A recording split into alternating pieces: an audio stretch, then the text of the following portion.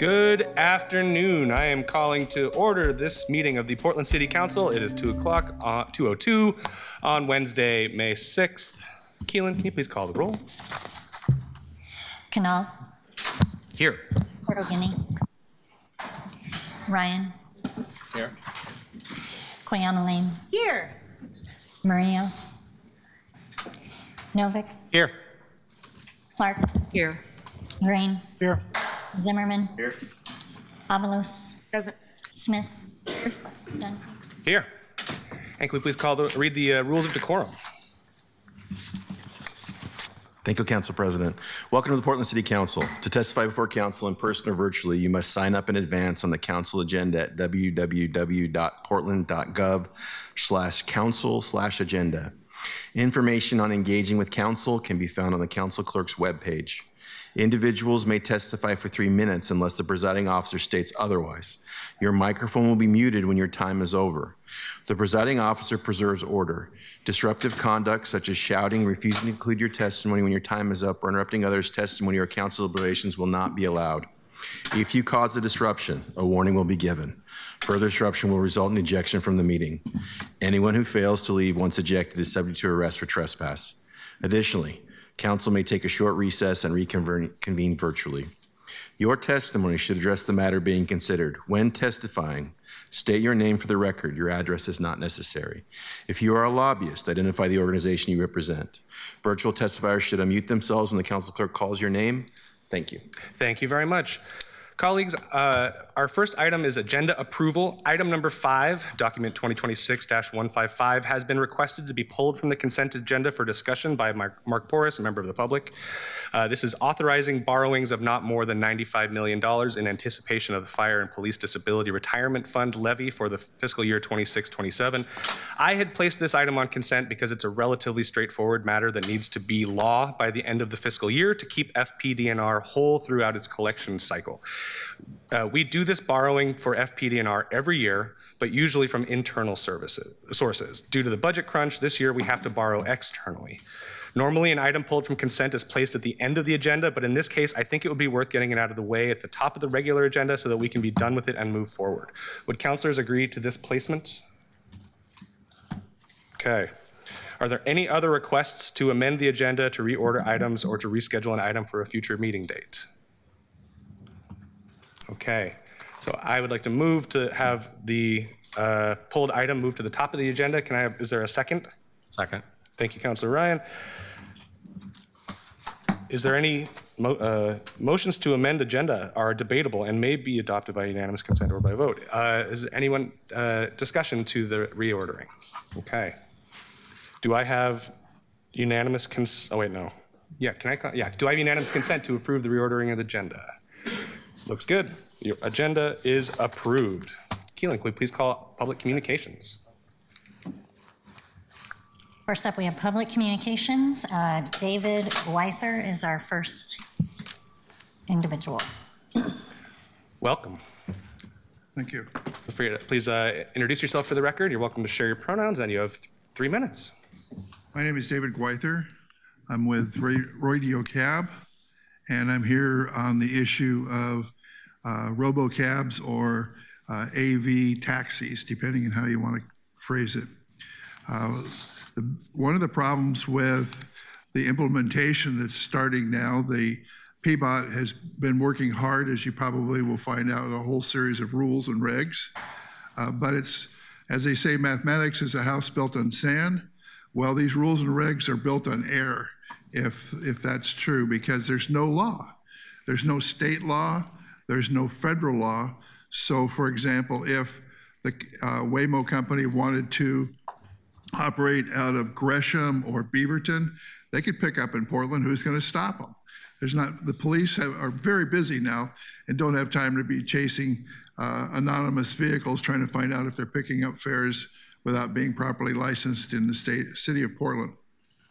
Anyway, and the last time I was here, I enumerated at least 11 taxes and fees you're going to lose every time one of the 12,000 people who are registered and currently licensed as private for hire workers in this city You're going to lose a lot of tax money that way.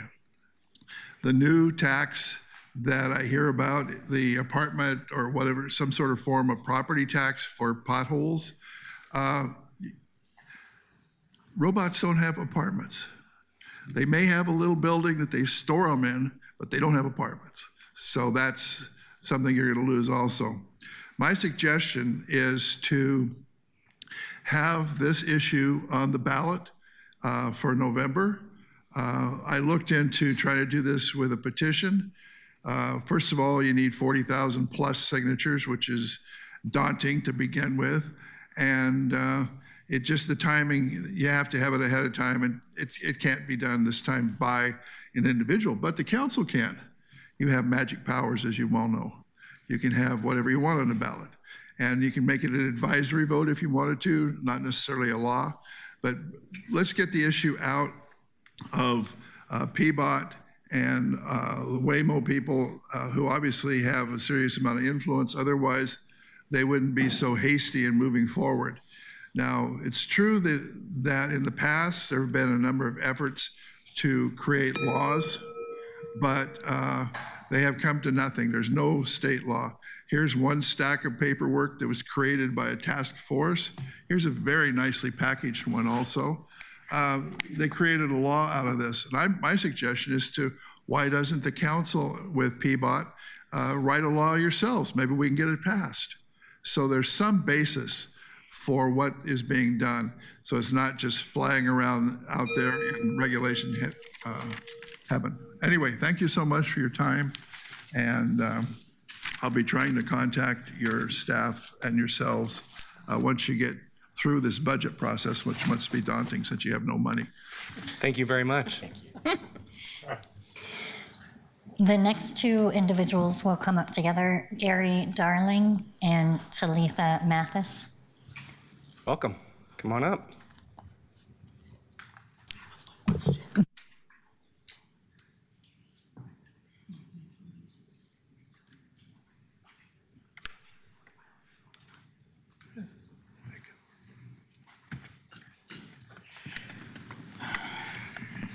So I'm going to set the timer for 6 minutes, and they will use the time how they Sounds good to me. And make sure to introduce yourselves for the record. And go ahead. Good afternoon, City Council members. My name is Talitha Mathis, and I'm the co-founder of On Track Developers. I'm here today to ask that you take the following information that I will share with you into consideration during the Planning Commission meeting set for May 12th, 2026 at 2 p.m. When discussing and making decisions in regard to the Columbia Corridor and the Industrial Lands Environmental Overlay Zone project that will have negative impacts on our possibility to develop on the site due to the expansion of the E-zone. My property is located in District 2 on the corner of North Marine Drive and North Gantenbein Avenue, which is in the Bridgeton neighborhood on the north side of Marine Drive and is zoned as a commercial mixed use, not industrial. Our development project is actively working to build homes that will be available for purchase, providing working families with the opportunity to secure stability, a pressing need in our community. This initiative represents a significant step towards providing housing, which is in alignment with the City of Portland's housing initiative to increase the availability of homes for families and address the ongoing housing crisis in our community. We began this project in 2021 and have invested over $300,000 in 5 years of dedicated effort towards its success. Our pre-construction costs have been funded by Prosper Portland with our loan agreement expiring in January 2027. Portland is currently facing a housing crisis, and the city has set a goal to build more homes for families.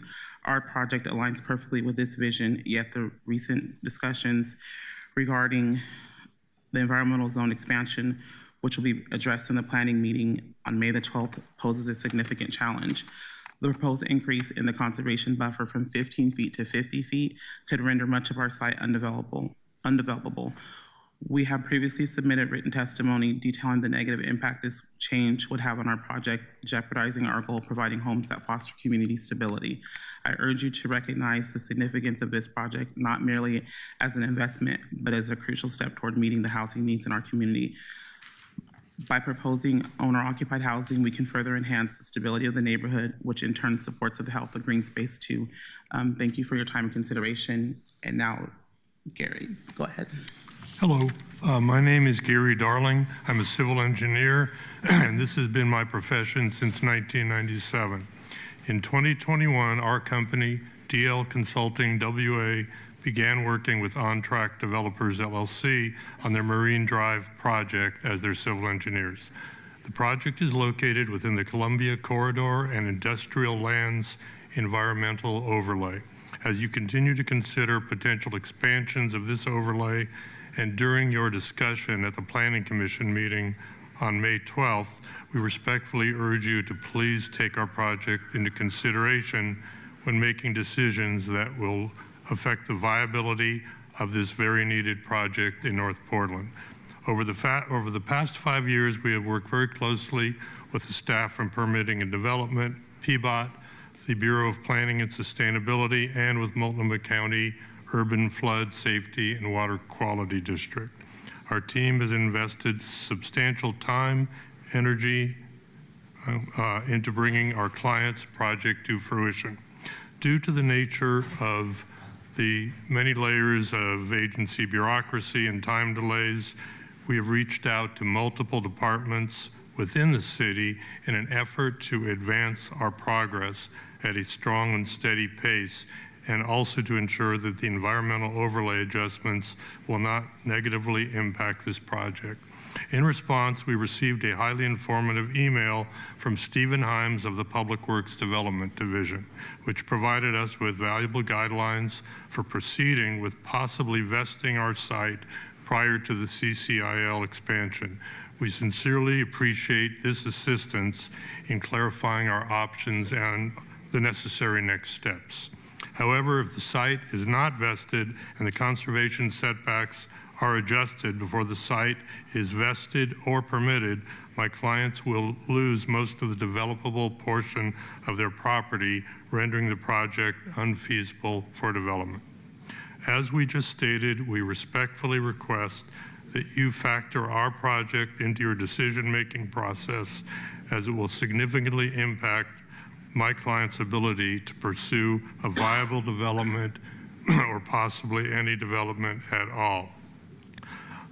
I would also like to add that in my almost 30 years of being a civil engineer and working on projects in this city with the various bureaus, the most recent changes, when I say recent, I mean over the last few years, of the Public Works permitting concept approval process, the bar is being slowly and consistently raised to a point where just a few years ago, concept or 30% approval was a matter of several months.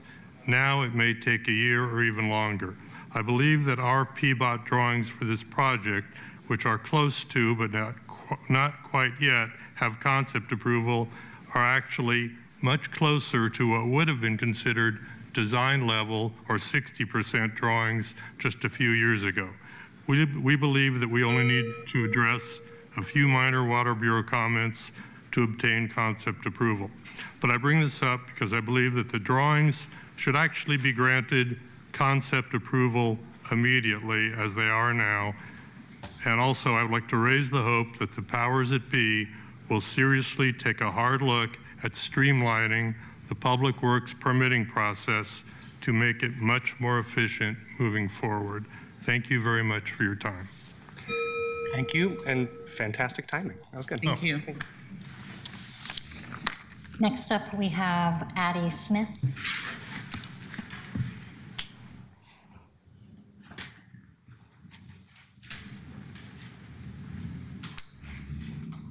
Hello, everyone. Before Keelan starts my timer, I wanted to ask Councilor Smith, no relation, if she would provide me with the voting record for the councilors who voted in support of Hacienda receiving funding. Last month, she said that Councilor Avalos and Murillo voted in favor of funding for Hacienda. And I wanted to see that voting record, please, if she could get my email address from Keelan and send me over that voting record for all of the councilors. Thank you. And so I will start if you're ready, Keelan. Hello, my name is Addie Smith. Today is May 6, 2026. I am speaking before the Portland City Council. I want to call out Willamette Weekly and Sophie Peel for their racist, biased, and partial reporting on the CEO, Ivory Matthews, at Home Forward. What Sophie Peel and Willamette Weekly did not tell the public is that the Chief Operating Officer, Ian Davies' salary was also increased by 68%. He also earns over $300,000. Ian Davey, who actually is responsible for the operations at Home Forward as the Chief Operating Officer, failed to do his job. While he wasn't taking as many trips as Ivory Matthews, he wasn't doing his job while working from home or in the office every day. Home Forward's debt service coverage ratio, meaning their ability to pay their bills and operate, dropped under his leadership as Chief Operating Officer from 2.36 in 2022, a healthy, robust budget coverage, to 1.10 where it currently stands. He didn't visit any of the properties. He didn't respond to any resident complaints. He didn't perform any of his duties as Chief Operating Officer. He must resign. Not only must he resign, but so must Candy Sage, the Chief Financial Officer, and Kitty Miller, the Chief People and Culture Officer. They both had salary increases of 59% and 74% respectively, and both earned nearly $300,000 each. This does not include thousands of dollars in bonuses and additional compensation. Meanwhile, they are all furloughing employees and people who've been employed by Home Forward for nearly 30 years and were still entry-level staff.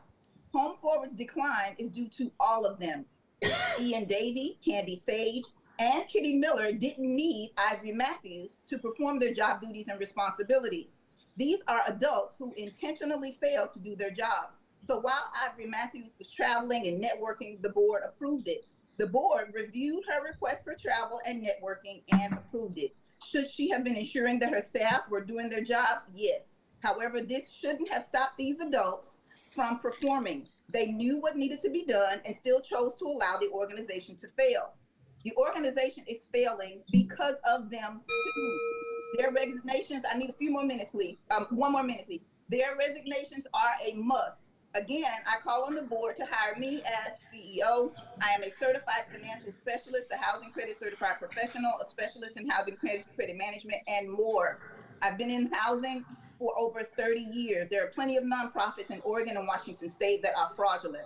Where the corporate executives are doing the least work, getting all of the salary increases and bonuses, and on-site staff who are working in these communities doing all the work are being furloughed or laid off and not receiving any pay increases or bonuses at all.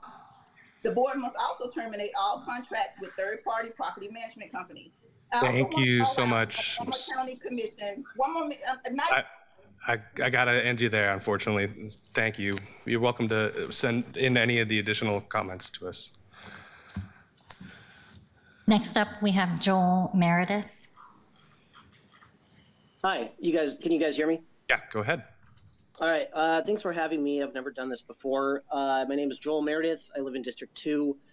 I'm here today to ask the city to start making a proactive effort to cleaning up tents and camps that are on major thoroughfares, streets, really anywhere in the city, besides letting them sit and essentially fester and gather garbage. And it seems like it's currently on the responsibility of residents to make complaints, and then they get eventually cleaned up. Just today, I was driving to work and I saw there's a tent underneath the Hawthorne Bridge on MLK Avenue, on 12th and Northeast Sandy, on Lombard and North Mobile. And up until a couple of days ago, there was 2 large tents that were kind of combined into one structure right across from the Arbor Lodge, Safe Rest Village. These are not secluded areas of the city. These are right in the middle of the city. And I have a hard time believing that various, police officers, city officials are not driving past these. If this was a building fire, I think that some action would be taken so that damage would be mitigated. That does not seem to be happening on here, and it's really kind of appalling. I've grown up here, I've lived here my whole life, and it's appalling that we've let this city kind of become a trash heap for people who are setting up tents wherever they want, these neighborhoods. I want a safe place for my wife, my kid, my neighbors, and I know that homeless people are not, inherently bad or anything, but they're in the wrong for setting up a tent on public property. That is nuts to let that go on, and I'm sick of it. We pay a lot in taxes for the privilege to live here, and I think there's a lot of compassion talk on this. There seems to be a lack of compassion for people who are paying the taxes, voting, working, and keeping the city afloat, and having to put up with unsafe, dirty situations in their neighborhoods. And I think it's just pretty appalling. I don't really want to keep a bunch of your time. I just think there's a responsibility on the authorities in Portland to act more proactively, not let them sit and fester. I talked to someone from the impact reduction team. They said they rate the camps on a number from 1 to 100, and 50 or 51 is when they start taking action. I think just one tent on public property should automatically be a 51. We should not, as residents, have to sit and just deal with this. It's a little much to ask for us. Thank you for your time. Thank you very much. That completes communications. Okay. Next on our agenda is usually our where we talk about federal updates, and also we're going to move into the city administrator's update. Colleagues, I will just give one very brief federal update that we need to mention. The Supreme Court last week gutted Section 2 of the Voting Rights Act. We have a lot of hard work to do as a community and as a country to move closer to justice. City Administrator Lee, turning to you for your monthly City Administrator report. Colleagues, just as a heads up, we have 30 minutes scheduled for this item. Okay. Good afternoon, Council. This month's report is grounded in a single theme of fiscal responsibility. Across the organization, you will see a consistent focus on aligning our operations, investments, and service delivery with the financial realities in front of us. While continuing to deliver results for the community, what I want to highlight today is how the discipline is showing up in real, tangible ways across the organization. We're continuing to improve how the city operates by aligning services and reducing duplication. A strong example of this is continued integration within our 311 Bureau, where we are now unifying dispatch services across parks and transportation into a single 24/7 coordinated system. This is about more than efficiency. It's about creating a more responsive, consistent, and experience for the public while maximizing existing resources. We are also making disciplined investments that deliver both financial and community value. The PCEF e-bike program is now live, expanding access to affordable, reliable transportation, particularly for low-income residents through a structured rebate program. At the same time, broader PCEF investments, including programs like energy-friendly homes, are deploying sufficient resources in a way that reduces long-term energy costs and improves housing stability. This is what fiscal responsibility investment looks like: upfront strategy with long-term return. We are also continuing to identify opportunities to reduce costs and better leverage partnerships. A strong example of that is the Preschool for All partnership, which is now funding programs within city community centers and generating approximately $1 million in general fund savings that can be redirected to other priorities.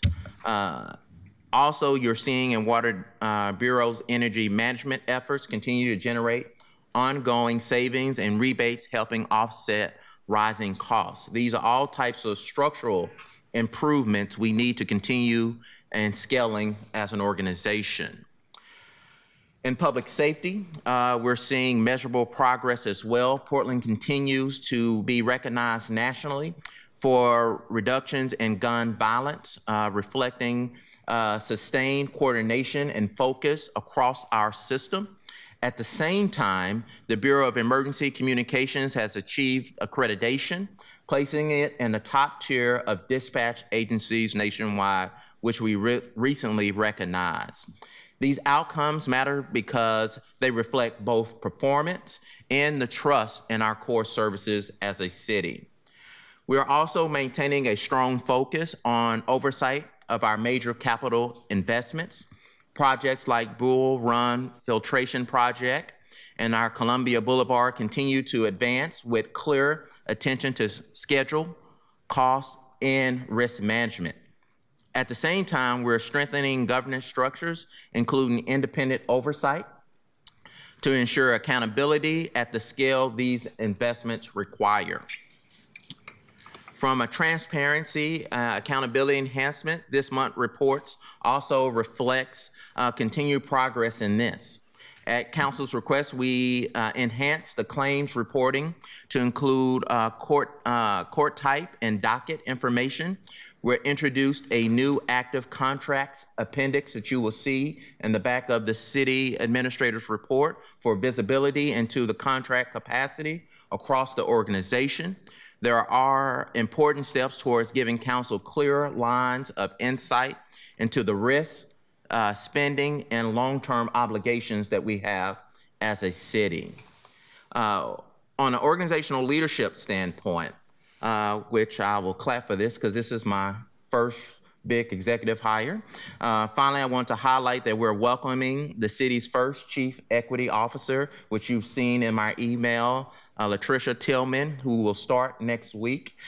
This role will be critical in aligning our equity efforts across the organization and ensuring we are delivering outcomes that reflect our values as a city. In closing, I would like to say this as well before I close out. As this council is aware, the hearing officer has heard the merits as it relates to the appeal. That case has continued until today. We are anticipating not hearing a judgment on this until a couple of weeks out. The hearing officer has that capability to review and take everything under consideration before we get a report out on that. One thing I would like to say in closing, though, we're still aligning our services. We're still investing with discipline. We're still improving our transparency, and we're making the hard decisions necessary for long-term stability for our organization. And I welcome any questions that council may have at this time. Thank you, City Administrator. Colleagues, any questions for our City Administrator on his report? Councilor Canal. Thank you, Council President. First, just a couple quick notes. I really appreciate the shout out to OVP and Ceasefire, the work of the entire public safety system. The report from the Center for American Progress shows that we have nearly doubled the rate of decline in the gun violence rates, gun victimization rates, 56.7% reduction in the last 4 years as compared to 29.4% nationwide. And I think that's really worth praising everybody involved in that. Also wanted to take the opportunity to thank, as you mentioned, Judith Mowry, but also Jeff Selby for their work leading the Office of Equity and Human Rights. Excited to welcome Latricia Tillman over as well. Also really appreciated the shout out to Marisol in there about the community resilience team at PBEM and the Office of Small Business, which hit a year. I think that your hope expressed in the report that they can do more for small businesses is something that I really wanted to highlight, especially given the ideal placement of the storefront support program, in my view, is there and resourcing the office to truly provide support to small businesses around the city, especially those in Lloyd Center. I wanted to ask a couple questions. On April 13th, Microsoft Copilot launched for all employees on April 13th, and it says here excluding police. And I'm not suggesting that it should have been or it shouldn't have been. I'm curious what the rationale was for the why it was rolled out in the way it was in that context. I don't know if our BTS or DCA over that group is here. If my recollection is right, it's their systems that they're operating with and the information that they have in their system and its ability from a safety standpoint to be able to be integrated into AI software. So we're still evaluating that component of it and wanted to make sure we had all of those things in order before we opened up a pilot program for the police bureau, especially with the safety sensitive information that they have. Okay, that makes sense that they obviously have a different system, and that makes sense that it wouldn't necessarily be together. I think to a lesser degree, but of the same type, the concerns around that apply actually elsewhere as well. There's sensitive information that all city employees have access to. Again, not to the same degree as police, but I would have loved more engagement on that process with the elected representatives instead of it being done through administrative rule. I just wanted to flag that while we were on it, because I think that answer actually illuminates why pausing that in the other places would be helpful. This is maybe for later. In the budget note tracker, Canal 13 says it's complete. Yet we never got a comprehensive proposal for what a package delivery fee would look like. This got rolled into the PBOT conversation that involved the street damage restoration fee, but then that's where all of it went. It was like, we're looking at all 4 of these together, which is separate from the budget note, and then it ended up where we're just getting these 2 proposals. So I just was hoping you could help me follow up with PBOT on that and get the information that I hope was created by then. Okay, thanks. And then you mentioned in the report engagement with people living in vessels on the Willamette. And I wanted to just ask, what does that look like? Because it says Portland Solutions staff and outreach team members joined the Department of State Lands to engage by boat and offering services. I know that we often use the phrase offering services as a euphemism for sweeps in the Portland Solutions service, their work. So what does that look like in practice? What I can do for that, Counselor, I know Portland Solutions is coming up and they're literally coming up. Sessions coming. Oh, well, she can address it now. We can address it during that time as well. Whatever works best for you.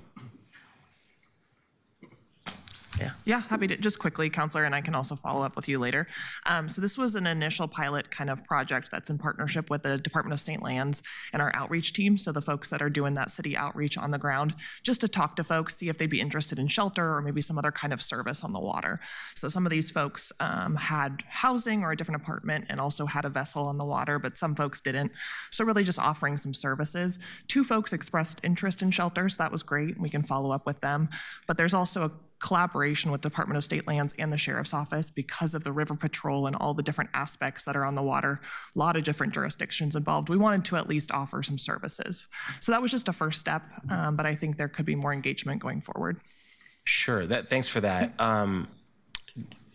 Does the suite of services that are being offered, are they comparable to what you would offer someone who might be living in a tent on a street? Or is there a difference in any way on that? Yeah, no, I believe, I wasn't with them when they approached folks, but I believe they offered any pod shelter that was available, but also overnight congregate shelter. So it'd be similar, yep. Okay, thanks. Yep. I think I'll pause there because I see other people in the queue. Thank you, Council President. Thank you, Councilor Canal. Councilor Green. Thank you, City Administrator Lee. Always appreciate the update. I'm just going to follow on to Councilor Canal's questions about the budget note tracker. I appreciate the tracker. I will note that green 10 is highlighted as green and it says it's complete, but we did not get every 6 weeks a briefing that said, so don't want to go back in time and revisit that. I understand there's been a lot of constraints facing the city, but I think as we go into the next budget and we're contemplating new budget notes, if we're not able to execute on that, green's probably not the status quo code. So just wanted to flag that. The other piece I have a question about as I was reviewing the contracts, which is very helpful to have that up there.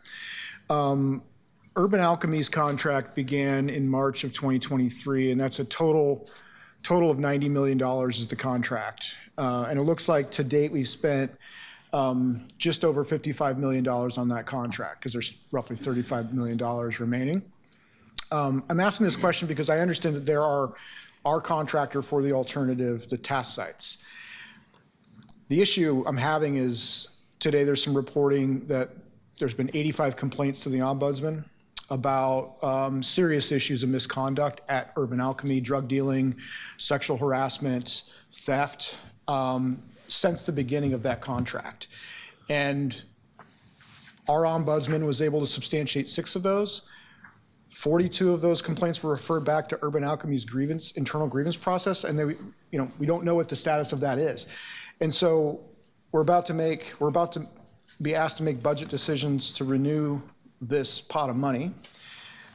I really need to know that we're doing the proper oversight on this contract. I think, I just read this news literally an hour ago.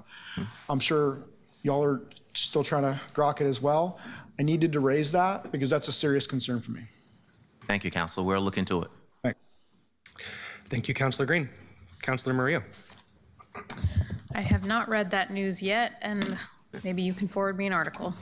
Thank you, Council President. Thank you, City Administrator, for your report. Just flagging again, and we've already discussed this, that last time you gave a report, I wanted to look into the city's contracts with Celebrite. The Police Bureau has tracking and surveillance software that I wanted to look at how much those contracts cost and what exactly the scope of their work is in using those. So looking forward to getting that information, especially as we're approaching a very difficult budget cycle. The other thing that you, I think, briefly touched on, and it may have just passed me, but I wanted to get more clarity on where we're at with the detention facility update. So my understanding is there was, so I'm reading through it, and it says that there was an appeal scheduled for May 5th. The appeals process is still ongoing.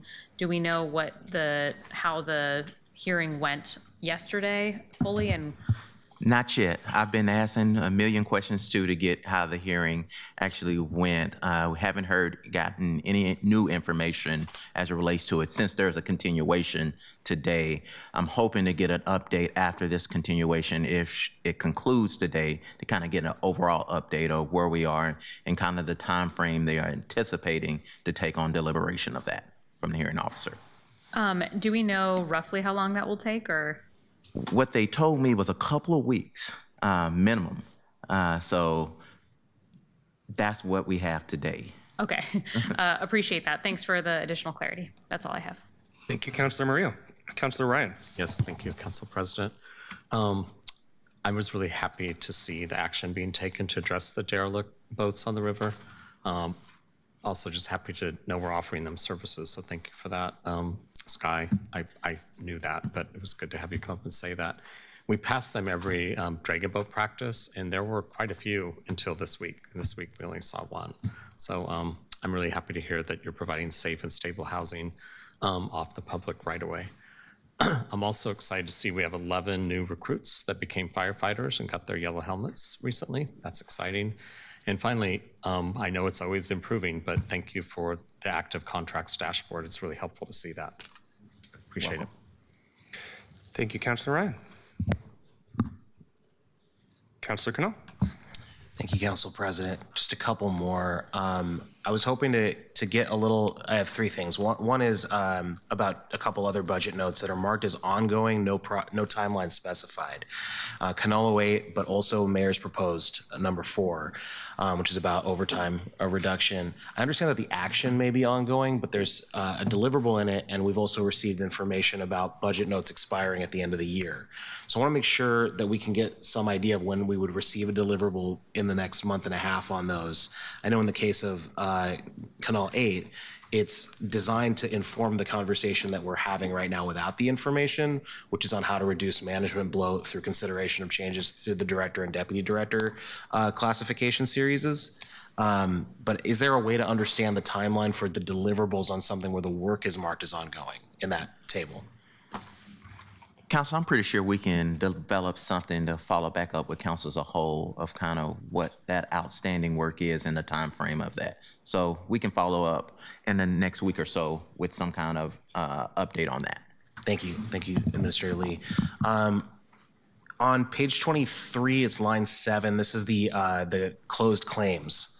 There's a claim that was alleging that a person was injured while sitting in the back of a PPB vehicle that is marked as claim denied. And I'd just like to get, this is the main time we get to see this information, just try to get more information on that and why the claim was denied. There's some things in here that are settled, and I imagine these are when a tort claim notice is filed. And so just trying to understand what happened there. I know that was relatively recent, just trying to get to that follow up, yeah. Last thing I wanted to just say a thank you for the inclusion of Appendix F. I've been asking about this for a number of months now, and I know as soon as you came in, this was a priority for you as well. Now, the number I'm about to say is inclusive only of contracts that cross the fiscal year. but does include the money that's already been paid out. So if we're in year 5 of a 10-year contract, it includes the 4 years we've already paid. And I want to say that, but when we talk about contracts, there are, and whether or not there is enough of them that there is money to be found there. There are $8.1 billion in contracts that are noted in Appendix F. And if you go to the active contracts report that it links to online, you can scroll down and see it all. Of that, $3.775 billion, with a B, dollars are remaining to be paid. And that excludes the ones that are expiring by June 30th of this year. So some of these are perfectly legitimate. Most of these are perfectly legitimate at the level they're at. And I'm not trying to imply anything else. I do appreciate Councilor Green's question about what looks to be the 8th or 9th biggest contract in here, which is the Urban Alchemy one. But when we talk about this in the context of labor, when we talk about this in the context of budget, I just wanted to make sure that that number was there. And that's a number that maybe wasn't well known until this appendix was included. And now it's all out there. So I really appreciate that, Administrator Lee. Thank you, Council President. Thank you, Councilor Canal. Councilor Avalos. Thank you, City Administrator. I also had a question about the budget note tracker. I see that for Avalos 8, which is about protecting workers from future healthcare cuts. That was, last year for this fiscal budget, but the way I'm reading it, it says factored into FY 26-27 budget process. Does that mean you're automatically planning to do that? Because I was planning on introducing another budget note to keep that going, or are you all just adopting that moving forward? Let's discuss that more. I would love to hear what you're planning on introducing, and it could be something that's incorporated into it. But what does this mean, though, if it says that it's factored in? It's factored in that we're still looking at it, and it's worked into our budget currently right now. But if you're looking at amending anything or doing anything extra. No, I wasn't looking to do anything extra. I guess maybe I was just surprised. I didn't realize that so did you guys just decide to copy it into this next fiscal year? Is that how I'm reading this? I believe so, but let me verify to be 100% sure. Thank you, Councilor Avalos. Thank you, City Administrator. That looks like all of our questions. Thank you very much. Can we please move to the consent agenda? Yep, and as a reminder, one item was pulled, item 5, document 2026-155. I'll call the roll on the remainder of the consent agenda. Canal? Noting that I did not pull the appointments off the consent agenda for Councilor Ryan, I vote aye. Portal-Guinea? Aye. Ryan? Aye. Cleomeline? Aye. Murillo? Aye. Novick? Aye. Clark? Aye. Green? Aye. Zimmerman? Aye. Avalos? Aye. Smith? Aye. Dunphy? Aye. The consent agenda is approved with a vote of 12 ayes. Thank you. Can we please call item number 5? Item 5, document 2026-155, authorized borrowings of not more than $95 million in anticipation of the Fire and Police Disability and Retirement Fund levy for FY 2026-27. Thank you. This is the first reading of a non-emergency ordinance. Colleagues, we have a very, very full agenda today. I'm not going to limit anybody's time, but I would like you to, if folks, as we are asking questions, just broadly throughout the day, if we could try to stick to around 5 minutes, you can get in the queue as many times as you want, but I want to make sure everybody has an opportunity, and we have a hard out at 5 o'clock today. So take it away. Welcome. Good afternoon. I'm Matt Gierach, debt manager of the city. I'm joined by Stacey Jones, Deputy Director of FPDNR. I think we had some slides to accompany the presentation. I can pull those up unless they're an attachment to the item. We'll pull them up for you. Okay. So we are bringing forth this ordinance to provide short-term funding for the FPDNR fund for the beginning of next fiscal year. As background, FPDNR Tier 1 and Tier 2 benefit payments are funded on a pay-as-you-go basis, and FPDNR Tier 3 members are pre-funded through the Oregon PERS system contributions. The funding source for these payments is a dedicated FPDNR property tax levy per the city charter. This levy is separate from the city's general fund levy. Per city charter requirements, the city only levies enough property taxes that are needed to pay requirements of the fund in that respective fiscal year. As a result, the fund does not maintain a sizable July 1 beginning cash balance for each fiscal year. Since FPD&R property tax collections begin in late November and the fund pays benefits monthly, this results in a projected negative cash balance during the July through November timeframe, as you can see in the chart on the right, top right. To address the temporary funding deficit, each fiscal year, the city issues short-term debt obligations to provide temporary funding during the deficit period. These short-term debt obligations are typically referred to as tax anticipation notes and are widely used by local governments around the country for this very same purpose, which is addressing timing differences between tax collections and related expenditures. Next slide, please. This next slide provides an overview of the short-term borrowing. The amount will not exceed $95 million of funds. The note will be secured by both the FPD&R property tax levy and the city's full faith and credit, which includes all legally available general fund resources. However, it will be paid from the FPD&R fund levy resources. The note maturity date will be June 2027, roughly 11 months from the date of issuance. The interest rate is estimated to be approximately 3.1%. And because the city will be able to earn interest on the borrowed funds in excess of the borrowing rate under the federal tax code, the net total borrowing cost is projected to be about $300,000. With council's approval, the Public Finance Division will negotiate and issue a short-term note with one of the city's banking partners this coming July to ensure that the fund resources are sufficient. And that concludes the presentation. Thank you very much. Colleagues, are there any technical or clarifying questions? Councilor Knoll? I think this is a technical or clarifying question. Can you, thank you for the presentation. Can you explain why the amount is $95 million?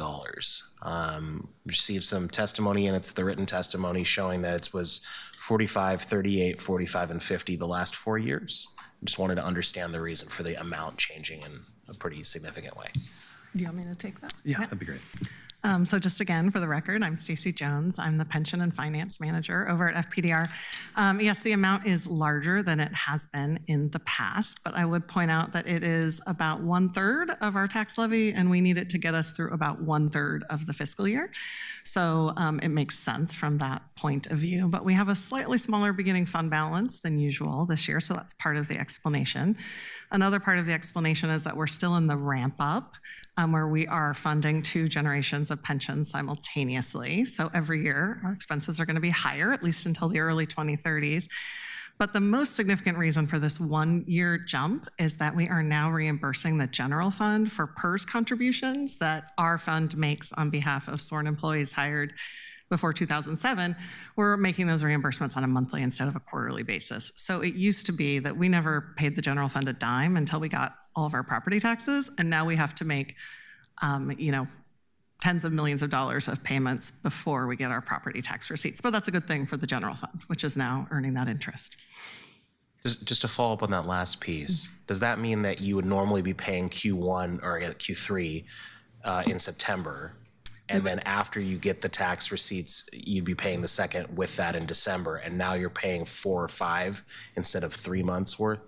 So we actually, until this past year, really never even made that Q1 payment until November, because Community Safety Division didn't usually bill us until November, and they would bill us in November for July, August, and September. Sometimes they billed us in October, but almost always it was November, and by then we had enough property taxes. But now CSD, well, I guess it's not CSD anymore, Public Safety Service Area is billing us really in a really timely way at the end of every month, and we're shipping that money over to the general fund every month. So that didn't used to be part of our cash flow projection at all, and now we have that 30 million-ish in expenses that have to go out the door before we get any property tax receipts. So that is a legitimate process change that has just happened in the last year, and that's really beneficial for the general fund. Thanks. I think that's all my clarifying questions. Thank you, Councilor Canal. Councilor Pertolini. I think that covered the questions I had as well. Thank you. Great. Councilor Green. Thank you, Council President. Wasn't going to ask a question, but then you said something that piqued my interest. So you said we're in the ramp-up period, and that ramp-up period will continue until the early 2030s. Is that what I heard? That's what we're estimating right now, yes.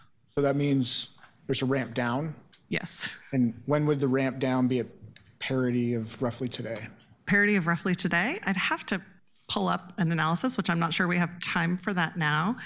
But it would probably be, off the top of my head, 5 to 10 years after that. So right now we've pegged that date as 2033 specifically, but of course it can move around. And that'll be the moment when all of our FPDR2 pension plan beneficiaries are retired. Okay. But there hasn't been significant mortality yet in that population. And our entire sworn workforce is FPDR3, which means they're all pre-funded and we're paying their PERS contribution. So that's the moment of peak expense. We think we're going to hit that moment in 2033-ish. And then after that, there's kind of a couple of years that are fairly level, and then mortality starts to happen in the FPDR2 population. So then those direct pay-as-you-go pension benefits start to fall off. And the FPDR3 essentially remains stable because the whole workforce is now FPDR3. I mean, there'll be wage increases and probably PERS contribution increases because those never seem to end and things like that. But we will no longer be phasing in a population. Right now, we have more and more PERS contribution folks every year because every new person we hire is a new FPDR3 member. And we have more and more direct pension benefits because every new retiree is an FPDR2, FPDR pension plan member.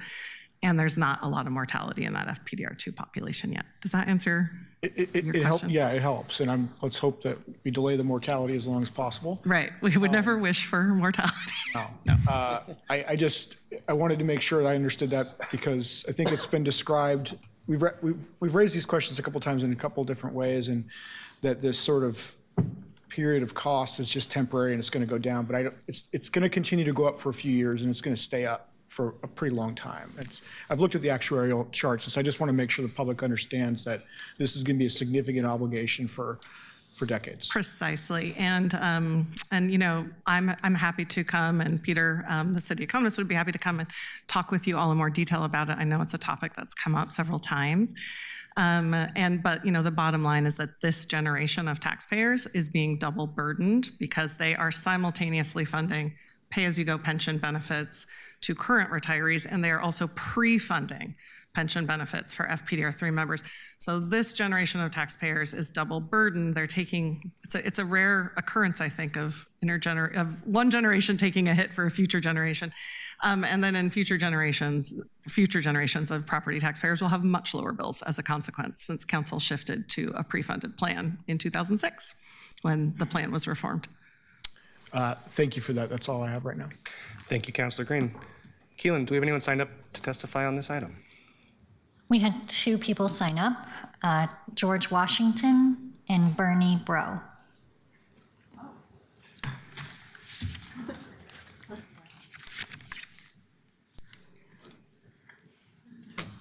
Looks like George is joining us online.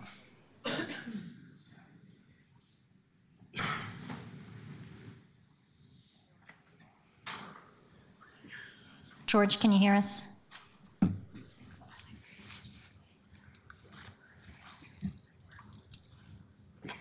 George, we can't hear you if you're speaking. We can see you. Can you hear us?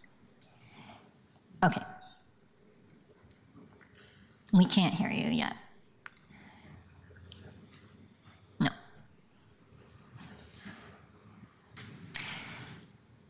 You might try to call in. There's a phone number that was provided in your invitation.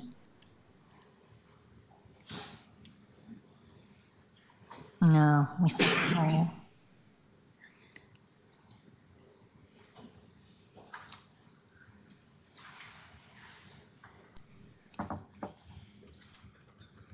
No. Why don't you troubleshoot? If you want to try to call in, we'll go and see if the next testifier is available, and then we'll circle back to you. Okay.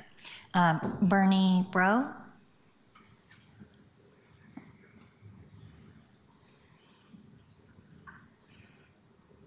Okay.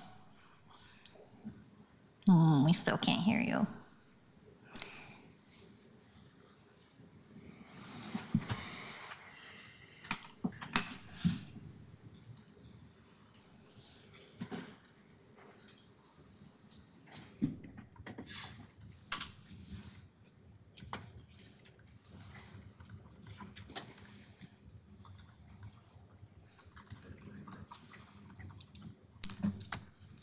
It's still not working. I'm sorry. Do you have the phone number to try to call in? No. Let's see. You're welcome to submit written testimony, and we can make sure that gets added to the record. Yeah, apologies for technology failing us. He's going to call in, he says. All right. Wait just a second. Okay. Okay, we just resent the That's number. George. Okay. Oh, it's the rest of them. Okay, colleagues, as we are waiting to see if this person can call in, is there any further council discussion of this item? Okay. Seeing no one, and unfortunately their technical difficulties are not going to be able to have our folks come testify, we are going to move this item to a second reading. Oh, sorry, Kunal, if you wanted to know. There's further debate, right? I just called it. Oh, I'm sorry. Okay, Councilor Kunal. Thanks. Sound is not working. Is the sound working now? We just heard you. There you go. Go ahead. There we go. Appreciate you guys spending all the time to troubleshoot with me. Sorry about that. Simple human error. Needed to click on my bottom left corner. If this happens again, bottom left corner, unmute on the actual app rather than on my picture. So appreciate your time. Okay, good afternoon, everybody. Councilmen, councilwomen. My name is George Washington, named after a real American patriot rather than the paid patriots that we see down at the Portland ICE facility. I'm here to oppose the borrowing and calling out the destructive failure of your fairy tale ideology and leadership, if you could call it leadership. You're asking to borrow up to $95 million. And we just heard testimony that, you know, there was a word salad of the excuse of why that number is so high. And also in Q1, if you're barely paying those, you know, obligations in November, if I did that as a business owner, you guys would come after us, right? Whether it's tax property, you'd put a lien on our property, stuff like that. So it's just unacceptable. You're asking to borrow $95 million for the Fire and Police Disability Retirement Fund. This is taxpayer money, our money, not your money to spend like a spoiled snot-nosed brat, and treating it like an ATM with your failed socialist experiments. And it's got to stop.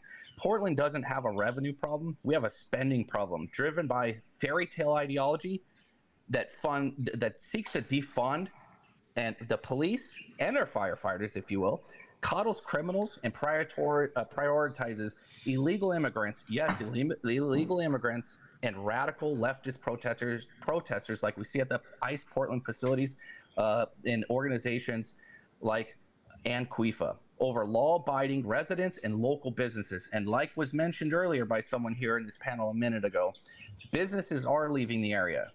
It's not a safe environment for businesses in general. Try and keep track on time. Look at the ICE facility in Portland, for instance. It's not even mass deportations or anything crazy going on over there. It's a handful of DHS personnel doing basic work, yet the city allows violent, crime-ridden enforcement-free zone to just manifest. And not only is it hurting the residents that might be on your side, right? They're probably super liberal. It's affecting small local businesses that are closing. Violence is rapid. Residents suffer basically a nonstop chaos, whether it's noise, people thinking because they wear a vest they could stop traffic. It's getting insane down there. This is becoming a national joke. Portland's becoming a joke. And not to mention the filth. What exactly are these patriots even protesting down there? It's an empty building that's boarded up. Someone mentioned the boarding up earlier in a different thing that I was watching. It's boarded up because people are attacking the building. It looks like crap. And lastly, if you don't mind, I'll skip through all of it. I'm gonna just go to the end. Stop stealing from the essential services to prop up the failed socialist ideology. Enforce the laws on the book to solve the I'll skip this. Go to the end.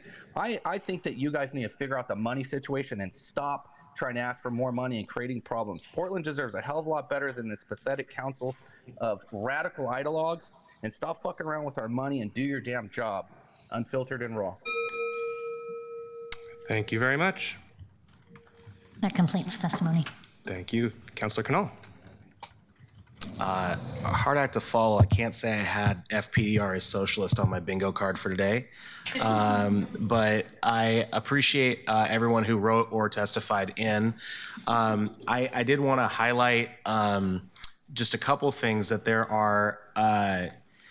Councilor Green's question I thought was really important. About 1/3 of the city's portion of property taxes goes to FPDR right now. That number will increase, but also the percentage will increase. Somewhere in the 2030s, it'll top out. The estimate that I've seen is close to about 40%.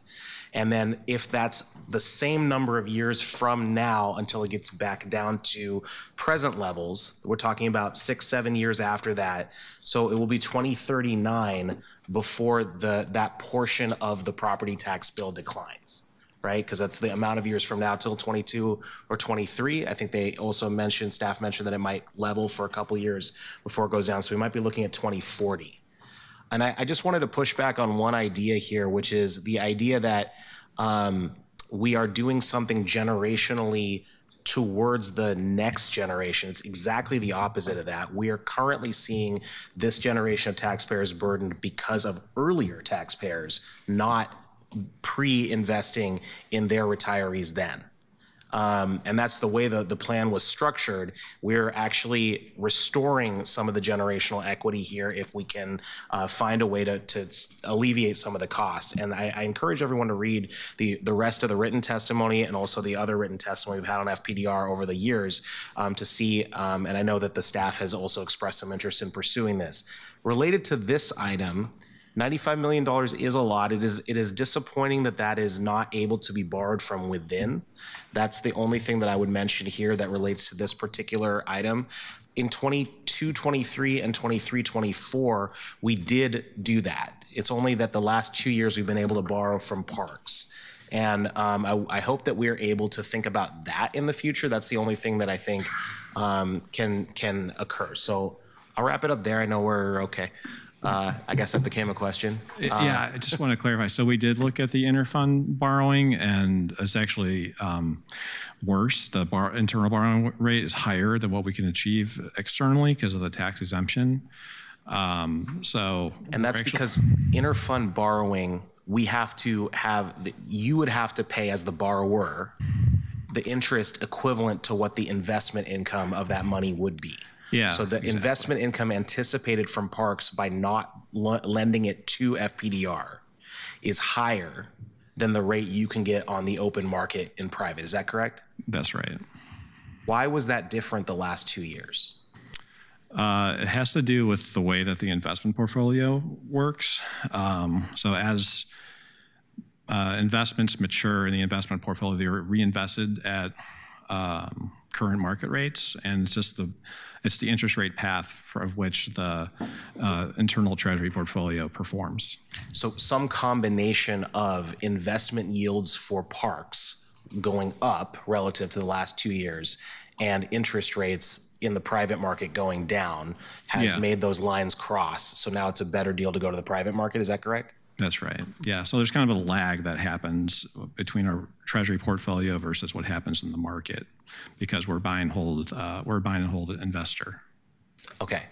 That answers the question that I didn't know I was asking, but appreciate you coming up to do it. I do think we should have the broader conversation related to FPDR at some point soon, and maybe I'm giving myself a task as the committee of the whole chair to get that time scheduled. But thank you.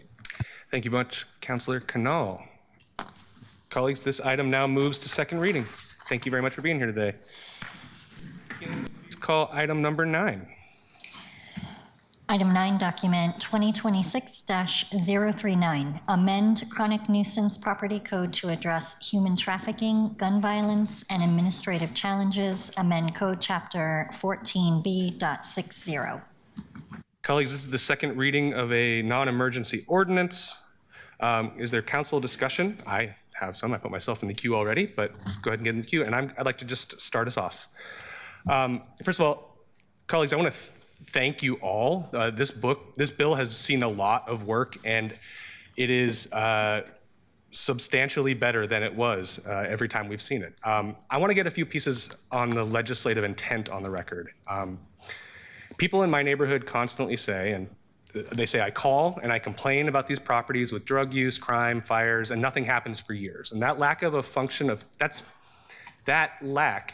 a function of capacity as well as tools. But from what we've heard, it does seem like a better tool would help. That said, this exact law was at the center of a pattern of racist enforcement against Black-owned businesses in the 2010s.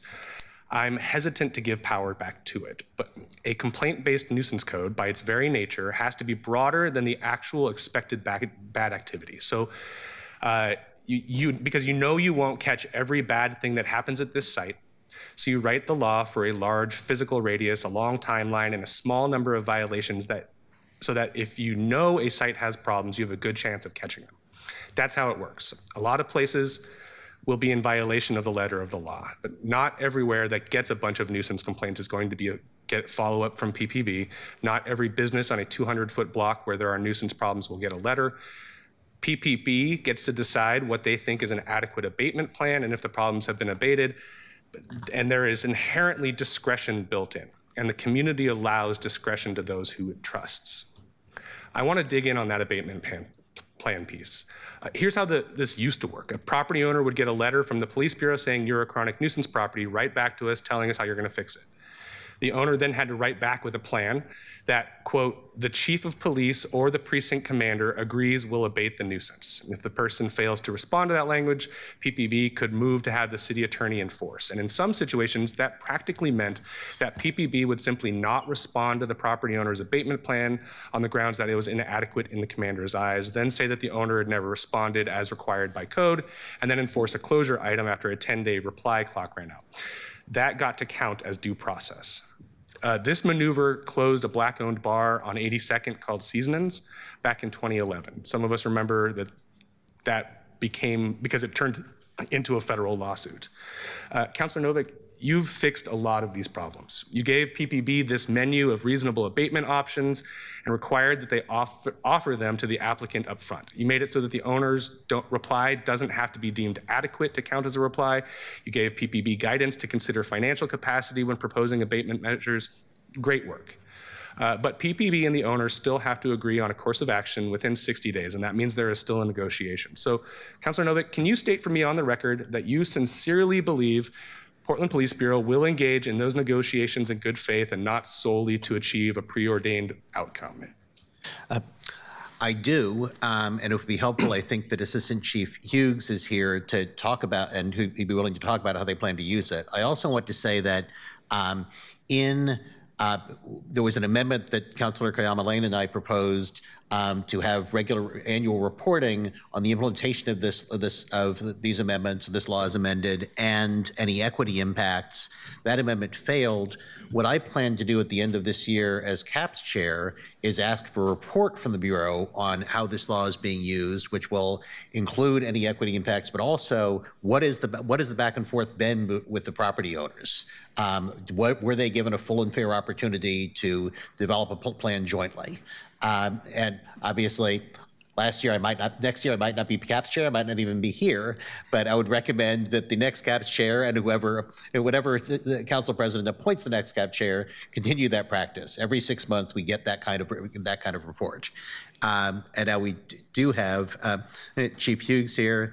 Do you have any thought? Could you share with us how the department would plan, or how the Bureau would plan to use this tool and currently does? Thank you, councilors. For the record, my name is Brian Hughes. I'm the acting deputy chief of the Portland Police Bureau. And I grew up in the organization as a neighborhood response team officer. So I'm very familiar with the chronic nuisance law. I also know that it was sparingly applied during my time as a neighborhood response team officer.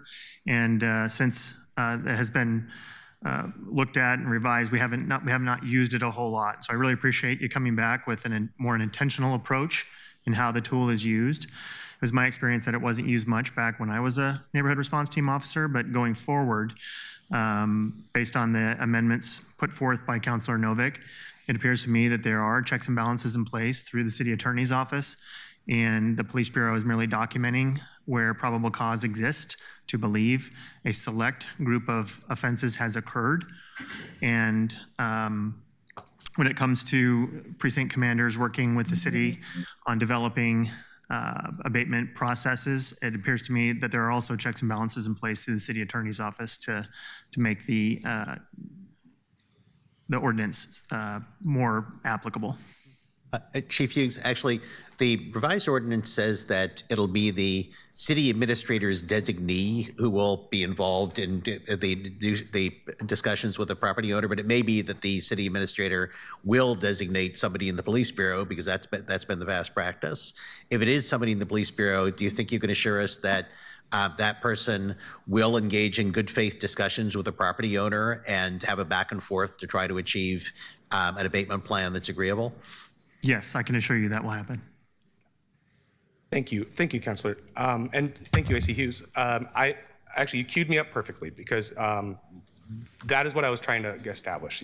But I want to return very briefly to the issue of discretion and trust. You're right that we've fixed this in a lot of ways, but we do have to talk about trust because back in 2011, the PPB member whose discretion led to the closure of Seasonings was the commander of what was then called Drug and Vice Division, a man named Mark Kruger. When we make the wrong decisions about where to place trust and grant discretion, the results can define a generation of public attitudes towards police and public safety. The stakes are truly that high. So, Councilor Novick, I plan on supporting this legislation today. But I want to tell you that my support is rooted in the belief that an agency can change, that it can grow, and that it does not have to repeat its history, and that it cannot do that unless we give it the grace to try. So my expectation is that PPB will be very scrupulous in keeping records on how this code is utilized. We'll be very prompt and forthcoming in those records when this council returns to check on how this is going.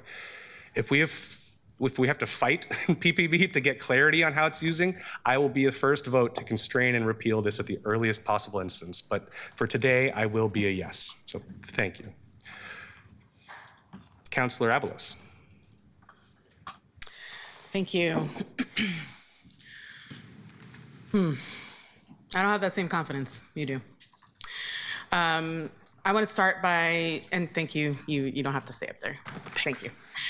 I want to start by thanking the survivors, the advocates, and the community members who've continued to engage on this issue. These are really difficult and deeply personal conversations, and I really appreciate everyone who's come forward to share their perspectives and their lived experiences. And I also want to be clear that I share the urgency around addressing human trafficking, exploitation, and violence in our communities, especially in East Portland.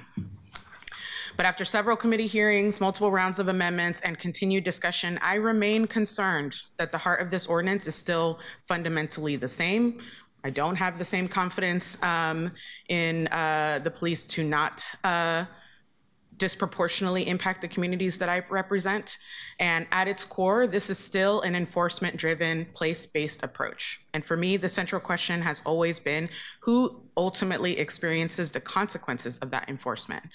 Because what I continue to hear from community members, including those with the lived experience that we've been hearing from at the dais, is that policies like this can push people further into the margins, into less visible and more dangerous situations, and further away from services and support. So I appreciate the amendments that were made in response to concerns raised by council and the public, and I appreciate the efforts to clarify things like the timelines and the notice procedure, standards of proof, and language around victims versus buyers. But respectfully, those amendments do not resolve my core concern. For me, this is not primarily a drafting problem, it is a framework problem.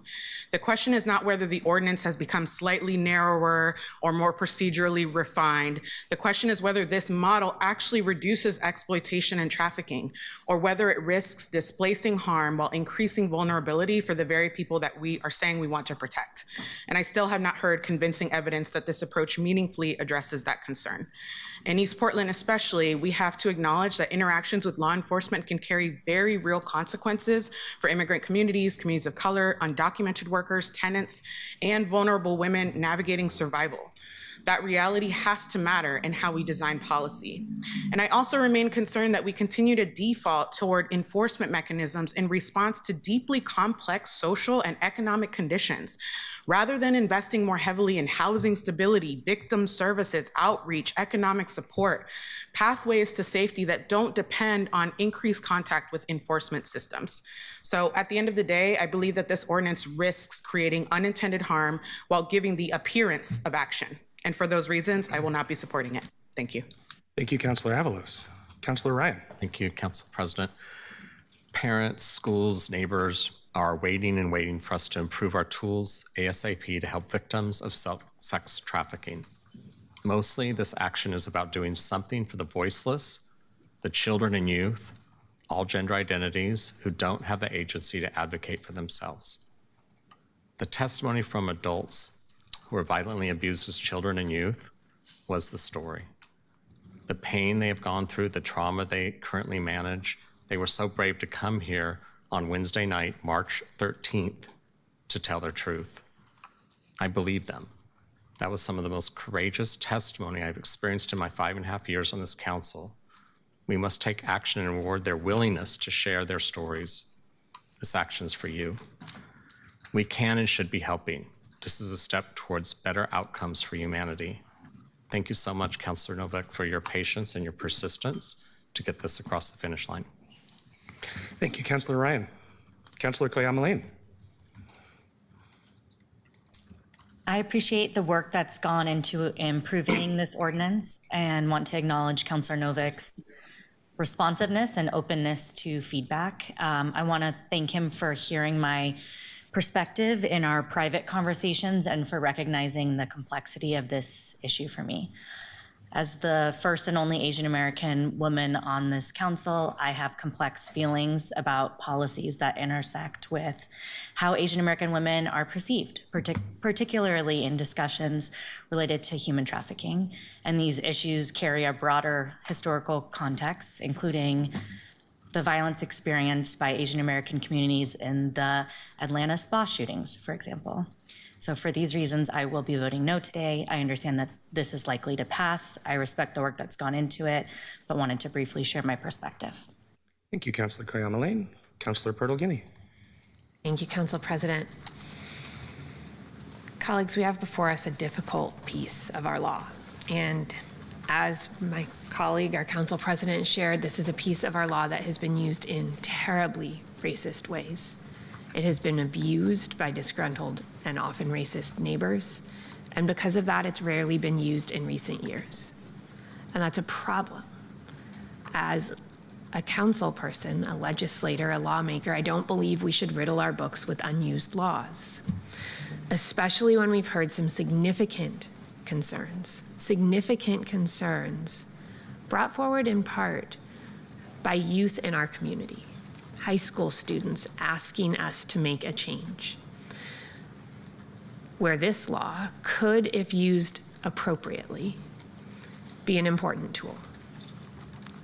Councilor Novick, I appreciate the time you took listening to community members who testified, your colleagues who shared concerns, and bringing forward changes. Rarely do I see our iterations outside of committee and at full council as this responsive and successful. I appreciate the support from those of you who voted for the amendments that I brought forward to try to address even additional changes that I hope will help to mitigate some of the risk associated with this policy. I want to specifically call out changes to the types of nuisances this code will cover following the updates. I want to specifically call out the work to ensure that we don't criminalize victims and to support property owners in working with service providers and advocate groups as an allowable mitigation measure. Because in doing so, when we pass this and update the law, we can actually help to increase safety by incentivizing property owners to work with those advocate groups, which I think is exactly what we want to be doing more of. When I first read this, I wasn't sure if I would be able to support it or not. and seeing the work that has gone into trying to mitigate the risks, I am willing to take the risk today in supporting it. Part of my willingness to do that is based on hearing that I am not alone in wanting us to keep a close eye on how this is used, to make sure that we are moving forward in supporting our community members who need us to have this tool on the books and not using it in ways that allow people to abuse it, that allow people to abuse it against their neighbors, or that allow the city to use it in inappropriate ways. Councilor Novick, I think this is work that we will be able to be proud of. And I would look to our law enforcement agents, but also to the city administrator, because ultimately, Mr. City Administrator, you will decide who is in charge of how this is implemented and enforced. To say that I hope I can stand by that statement. I hope that you work with this tool in a way that protects members of our community and provides support, and not in a way that does harm. I look forward to voting yes. Thank you. Thank you, Councilor Pertolgini. Councilor Novick. Thank you, fellow councilors. I just wanted to take this opportunity to recite some things that Esther Garrett of Safety Compass, which does crisis intervention and stabilization services for victims of trafficking, some points that she had that I got from her that I don't know if she had an opportunity to say in front of committee or the full council. One is, I asked her what her response is to the question, if you drive sex trafficking out of hotels, will it happen in more dangerous places? And she says, I would respond that the question is built on a false pretense, that there are significantly less safe places than hotels on 82nd Avenue. And she said that hotels have been the scenes of homicides and stabbings, forced drug use, rape, and other types of serious crimes occurring every hour of every day. I also asked her to talk about what happens when the police go out on missions, the human trafficking unit, and some missions might be in response to reports that we get, but partly driven as a result of this law. And she said when Portland Police works missions in 82nd, they involve a Safety Compass advocate. We do follow-up support with survivors they've identified in the city. We work alongside PPV in person in this approximately once a week. When we meet with providers, they are not cited for prostitution. They're offered hotties, hand warmers, chapsticks, toiletries, and if they want a safety plan, they're offered rides to the ER or the Safe Center, detox, and emergency shelter if interested. Everything's survivor-centered, meaning it's at will. All services are free and confidential. The model was created by people with lived experience, and many organization reps are able to use that life experience to work from a peer-based perspective. So I just wanted to raise that to address concerns that we've done our level best to address, that this ordinance will result in targeting sex workers as opposed to traffickers and sex buyers. And so I just wanted to be sure I got out there before we voted. Thank you, Councilor Novick. Councilor Green. Thank you, Mr. President. Councilor Novick, I think we had a conversation and I said, I'm going to support your amendments to this because I think they improve the underlying, but I may not support the underlying. And it will depend upon sort of the balance of what we have discussed today. I can't support the underlying today, largely because I am worried that if we address it through these sites of location, it doesn't do anything about the underlying risk to those being human trafficked. Appreciate the comments that you got just now. But I put that in the context of, this budget that we're about to adopt and consider cuts $320,000 from the Victim Services Unit. And it's really hard for me to adopt an enforcement piece that relies upon that practice to be resourced properly. We're also closing precincts that offer walk-in service, all except for Central Precinct, and that's oftentimes a place for folks who feel like they need help and support to escape an abusive situation go. And so I think this is going to pass. So if we're going to move in this direction as a body, then we need to resource the parts of our budget that go to address these safety concerns for those most impacted and centered in it. So I needed to raise that there. I do appreciate your willingness to to kind of get in the mix with all of us and adapt and be nimble on your original designs. I do think it has improved the product from your initial conception, and yeah, that's my piece. Thanks. Thank you, Councilor Green. Councilor Novick.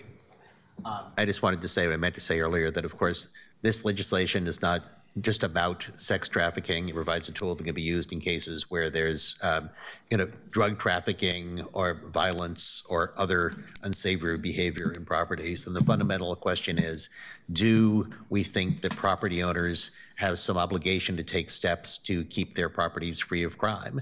And I think that they do. I know that there's some people in this council who think that property owners have an obligation to keep their properties occupied. And I suspect that most Portlanders would think that property owners have at least as much of an obligation to keep their properties free of crime as they do to keep them occupied. Thank you, Councilor Novick. Councilor Canal. Thank you. I have two questions. One is for the legislative intent piece to Councilor Novick. How do you intend to measure if this has an effect? And I'm talking about metrics that aren't surveillance-based or any of the other abatements beyond the surveillance ones, but if we're seeing reductions in human trafficking. So outcomes, not outputs. I think that most legislation that we pass, it's hard to say precisely what difference it made. I mean, you were talking earlier about the success that we've had and C-Spire has had in reducing gun violence. And we have had a dramatic reduction in gun violence in Portland in the past few years. Before that, we had a huge increase in gun violence that wildly outpaced what most of the rest of the country was seeing. So there's actually no way to know whether the efforts of C-Spire and other parts of our system, which I strongly support, made the difference, or if it was just a regression to the mean. I don't know that we're going to see metrics that show whether Councilor Murillo's fees against detention facilities will result in lower use of tear gas. I think that in most of our cases, we're not in a position to say we will have a report that definitively proves how big a difference this made in a couple of years. We can only make educated guesses as to whether something makes any difference. Well, I appreciate that candor and that answer. I would point out that the three neighborhoods that have seen the biggest reduction in gun violence are the priority neighborhoods funded by the Burn Justice Grant at OVP and Safe Blocks. So in addition to the normal reduction that you see citywide, you actually do see it more where it's a focus area. So I want to strongly push back on that narrative, but that's outside the scope of this, so we can debate it another place. Council President, you mentioned there was an individual police officer who exercised discretion and that resulted in the closure of the bar seasonings. I believe that you said 2011? I believe that's right, yeah. The name you mentioned was Mark Kruger. If someone was if that name rang a bell, but maybe we don't know why outside of the context of seasonings, why would that be? Yeah, that was a police officer who got in trouble for having a penchant towards some Nazi paraphernalia and some other troubling racist behavior. Yeah, I encourage everyone to, it has only one E in it at the end there, to search the OPB article on that and the public display aspect of it. But to the underlying, and then just to actually speak to this, because that's also a little bit outside the scope, I want to say thank you to everyone who made a meaningful contribution to this policy and who has tried to make a meaningful contribution to human trafficking and other nuisance issues. I really do support the work of the people, the advocates on this issue, and appreciate their contributions, as well as those who are speaking to related but different issues like the broader conversation around sex work, regardless of whether you and I have the same beliefs on this ordinance. I too recognize the problem that human trafficking exists. I think it's very important to discuss. I really do want to thank Councilor Novick and his team and all the councilors who've taken part in it.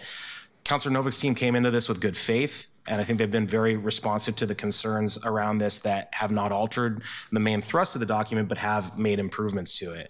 I want to distinguish here between the code as it exists today before the ordinance, before this proposed action on the one hand, and the code as this proposal seeks to change it. Most of my concerns with this code are actually about the current pre-ordinance code. But I also know that there is clearly stated legislative intent to improve the code through this ordinance with the stated intent, including as recently as today, that it be used more frequently. In other words, my concerns with the current pre-ordinance code are largely academic. But if this ordinance passes and the code is improved more often, those concerns that it does not address are not academic at all. Councilor Novick's proposal, both as it was originally put up and as it's now been amended, makes significant improvements to the pre-ordinance code.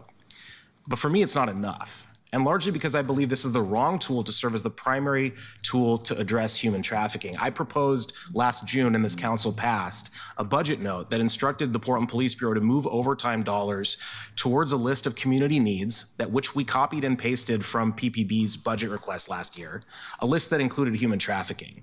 And yet we also heard throughout the discussion on this ordinance that the human trafficking team testified that a couple of years ago they had overtime dollars, and they do not this year.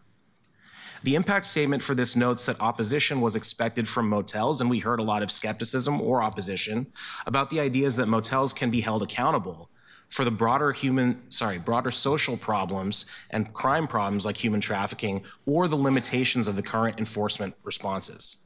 At our first full council meeting on this, a woman who co-owns a motel also spoke about the risk associated with being perceived as collaborating or even simply calling law enforcement. She called police and was threatened for it with a gun, and requiring such an action will put more people at risk.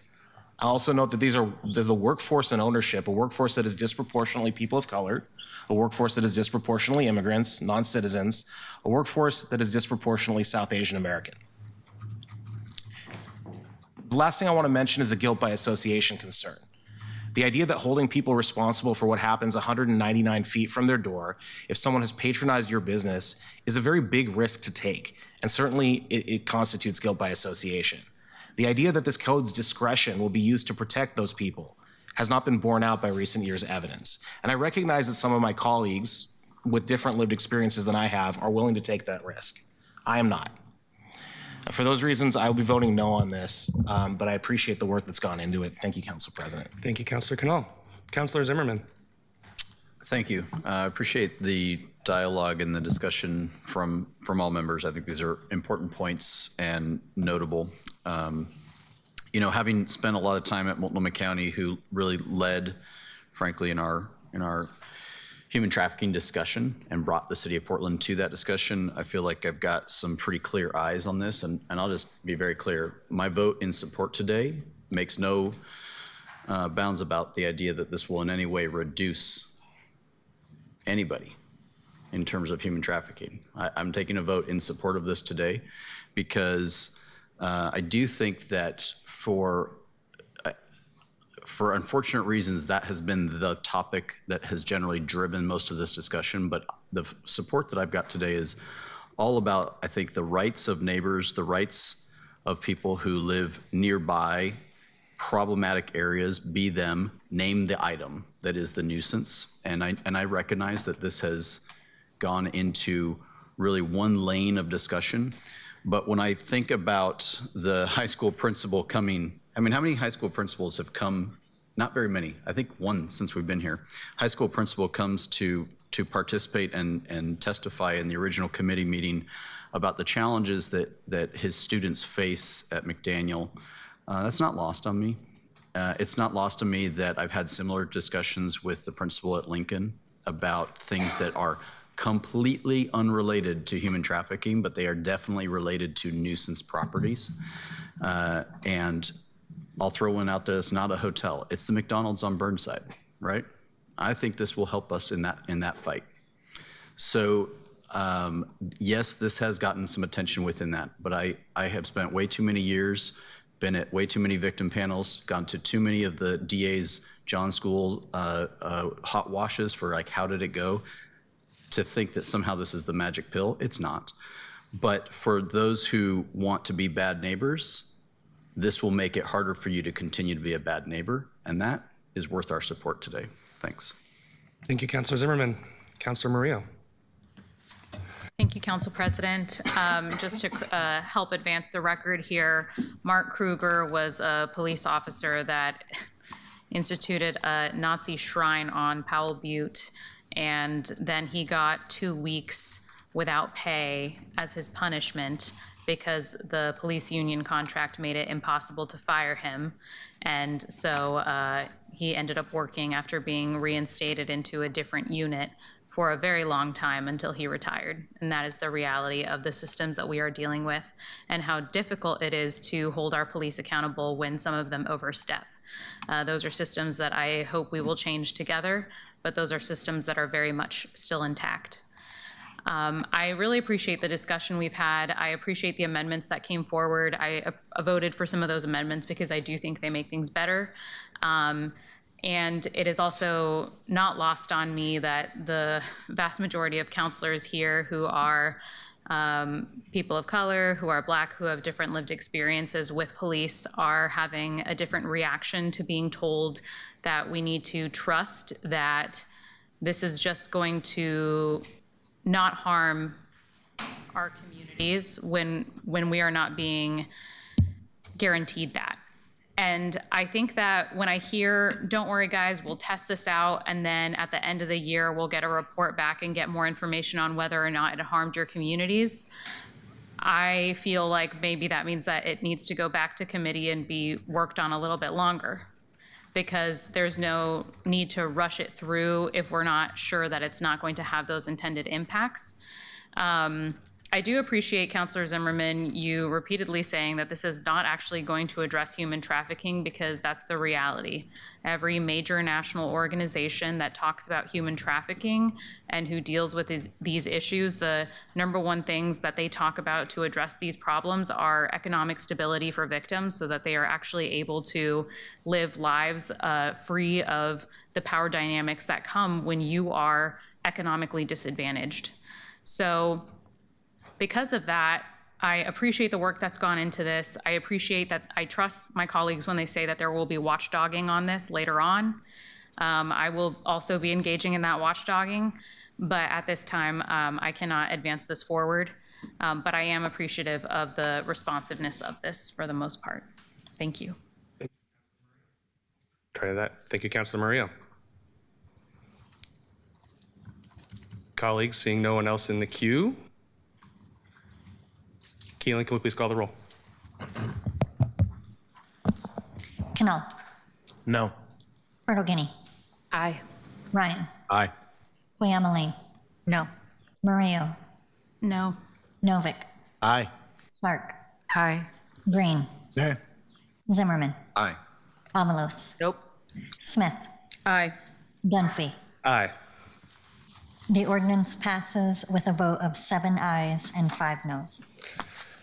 Colleagues, the time is currently 3:40. We have about 40 minutes left today, and we have 3 items left. So I just want to note that we are almost certainly not going to be able to make it to item 12. No, we got an hour and 40 minutes. Oh, I'm sorry, an hour and 20. 40. I still don't think we're gonna have time. I mean, regardless. Yeah, my math is bad, my facts are correct.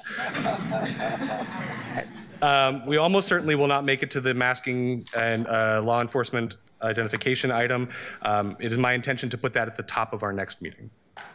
I am going to give us a 10-minute restroom break, and we will be back here at 3:50, and we will move on to item 10, the arts tax.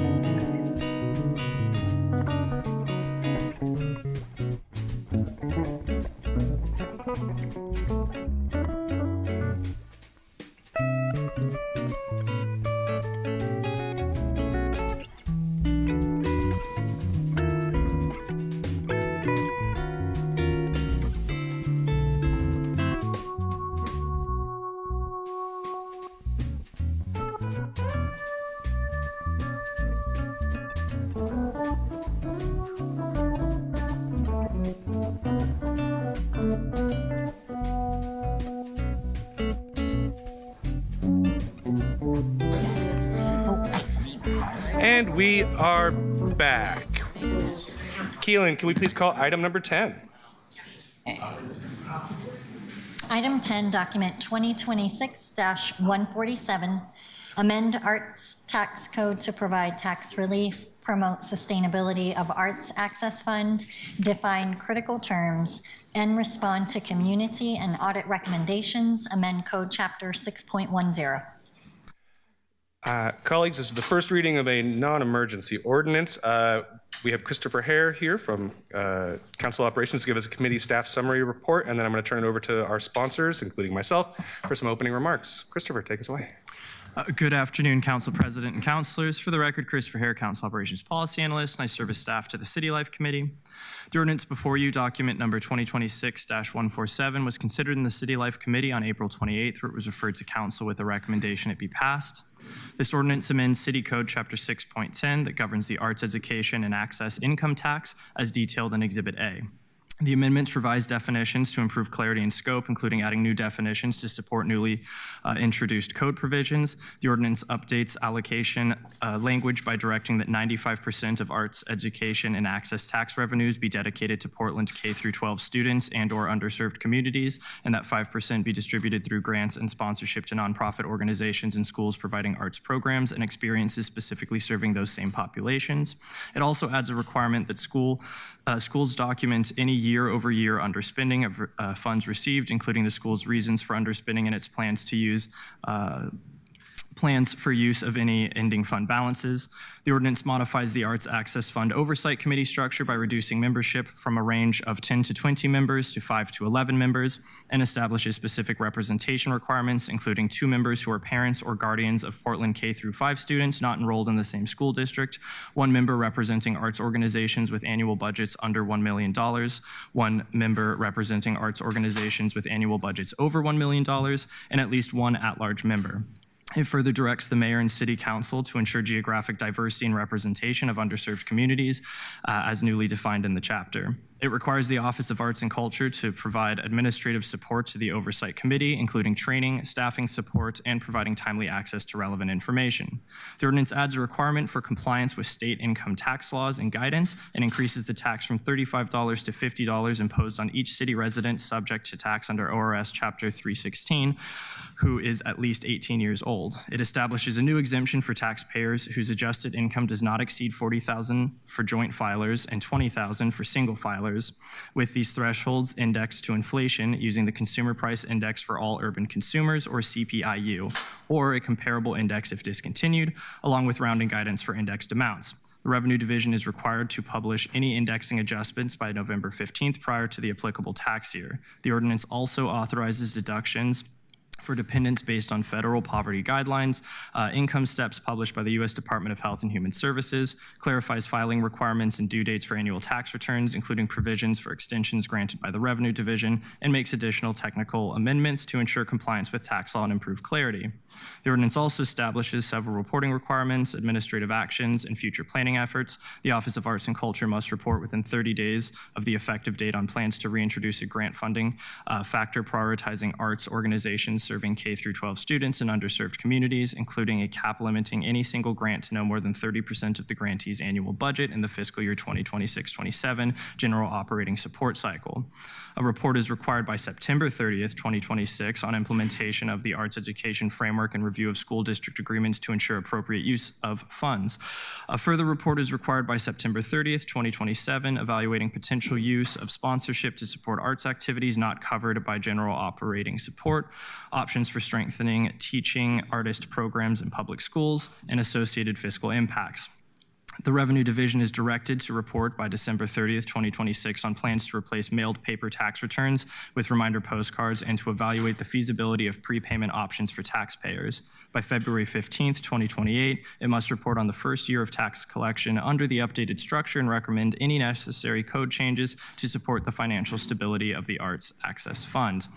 The ordinance allocates $1.15 million from the Arts Education and Access Fund, Fund 223, in coordination with the City Budget Office to increase the fiscal year 2026-27 Revenue Division budget and add 2.0 full-time equivalent positions to implement the changes. Finally, it directs City Council, in coordination with the Office of Government Relations, to engage over a 3 to 5 year period with Oregon local governments to share information on Portland's art education and access tax model and explore potential pathways for broader adoption, including possible integration with state tax systems.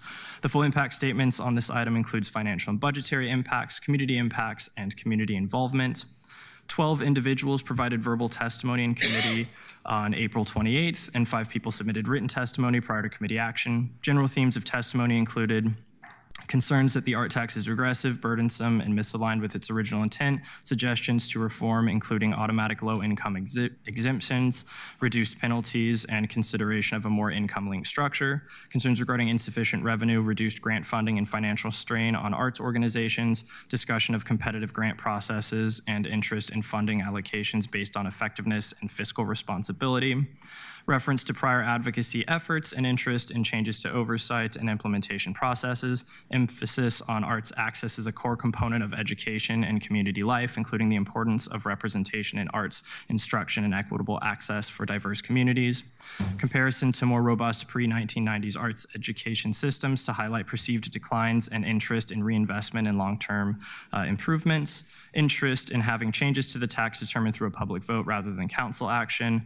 perspective supporting elimination of the tax and shifting responsibility to state funding for schools and voluntary donations for nonprofit support, positive impacts of art education citing benefits such as improved student outcomes, engagement, confidence, and opportunities for self-expression, particularly for underserved students. And that concludes the committee staff summary. Thank you. Thank you, Christopher. Colleagues, just as an FYI, I've invited Revenue Bureau Director Thomas Lanham and my Policy Director Evan Hoffer here. There's a few things that have come up since the committee hearing that we want to clarify, just to tell everybody that wasn't specifically asked. But first, I'd like to turn it over to Councilor Pirtle-Guiney, who is the chair of City Life and heard this item. Thank you. Would you like me to speak as a co-sponsor also at this time, or keep those two things separate? Sure. Okay.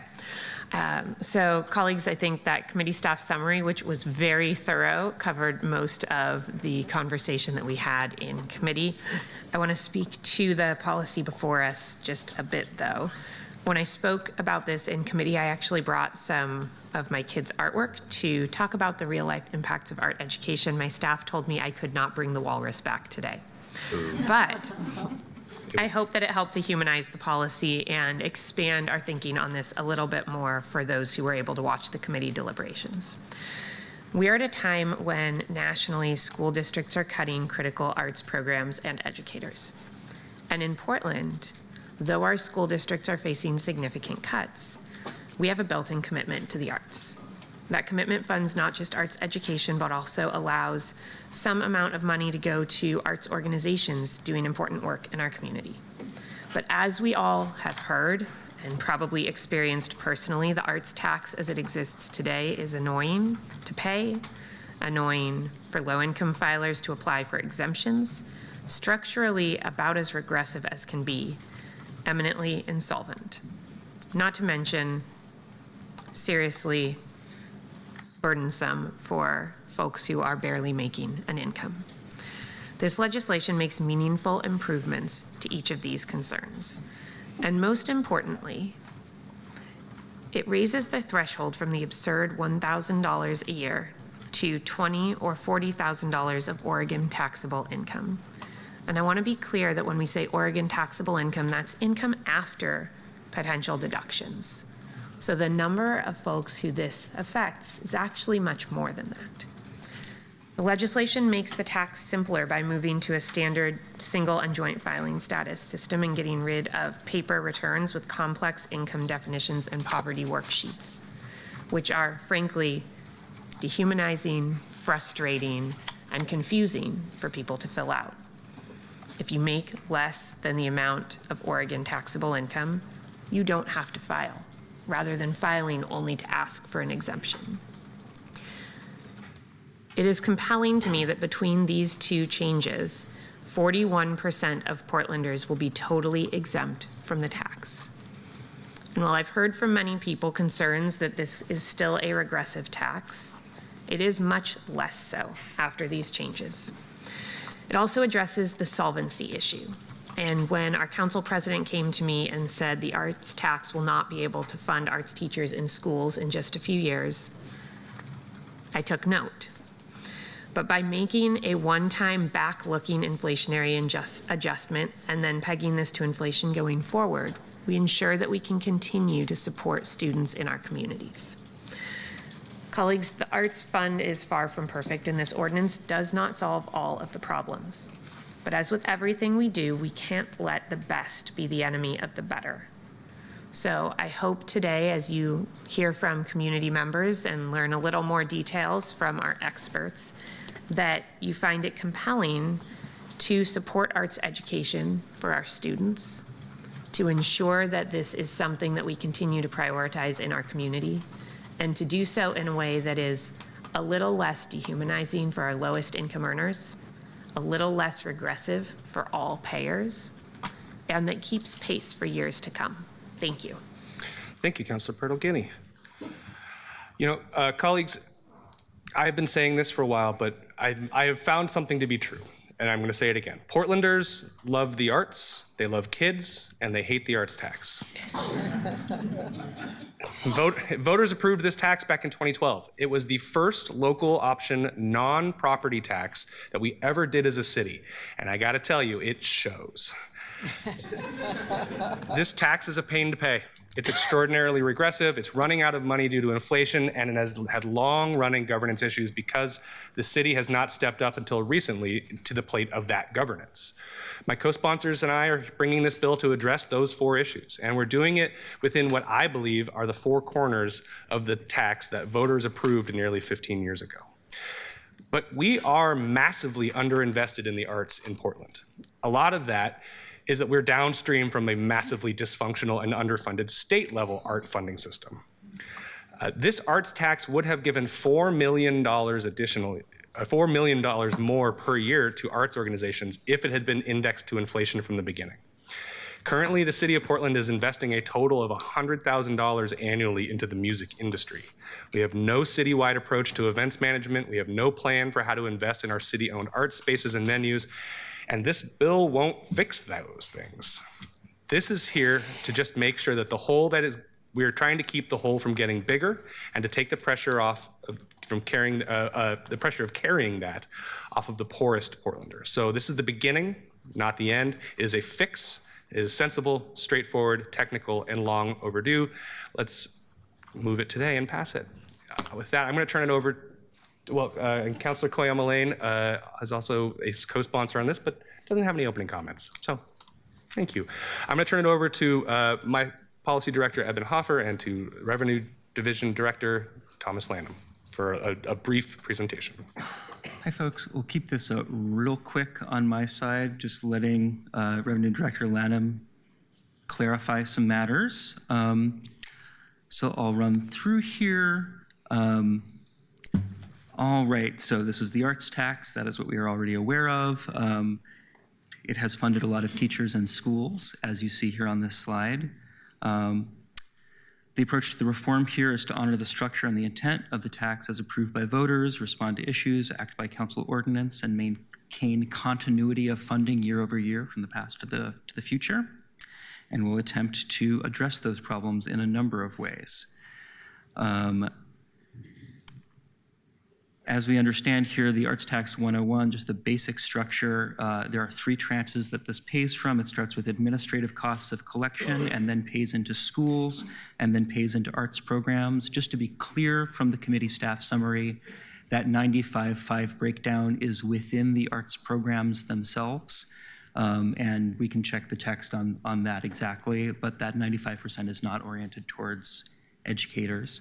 That is sort of larger scale arts programs that benefit the city with a focus on underserved communities, and then the 5 or above is programs that must target the underserved communities. Essentially what we're looking at from a solvency perspective is that receipts have been flat since 2017.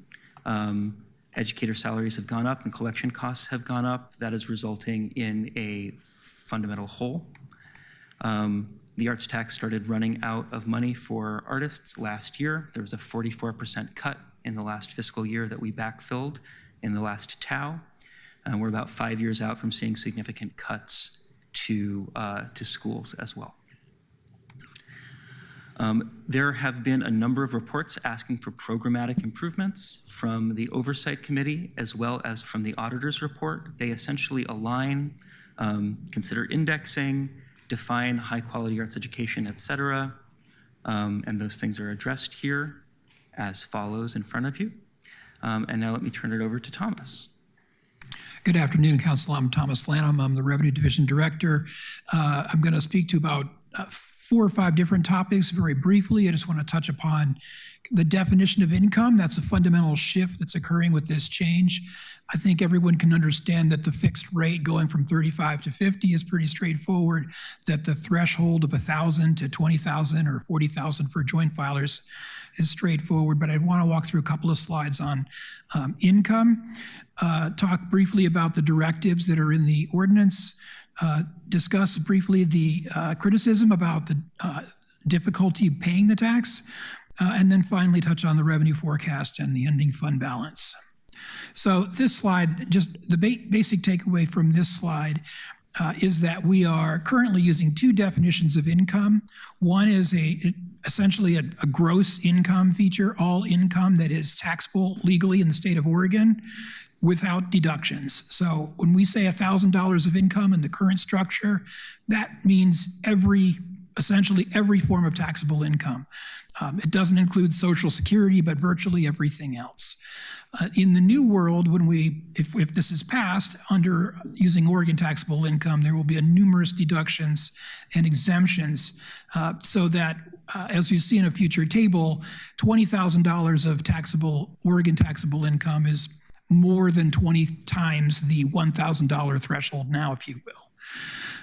So these multiple income definitions also include the family of poverty exemption that exists, and has been stated earlier, requiring people to actually affirmatively complete a form declaring that they're exempt and including information about those that are in their household. We're moving away from that with these changes, and only people that actually have Oregon taxable income above those thresholds would be required to file and pay.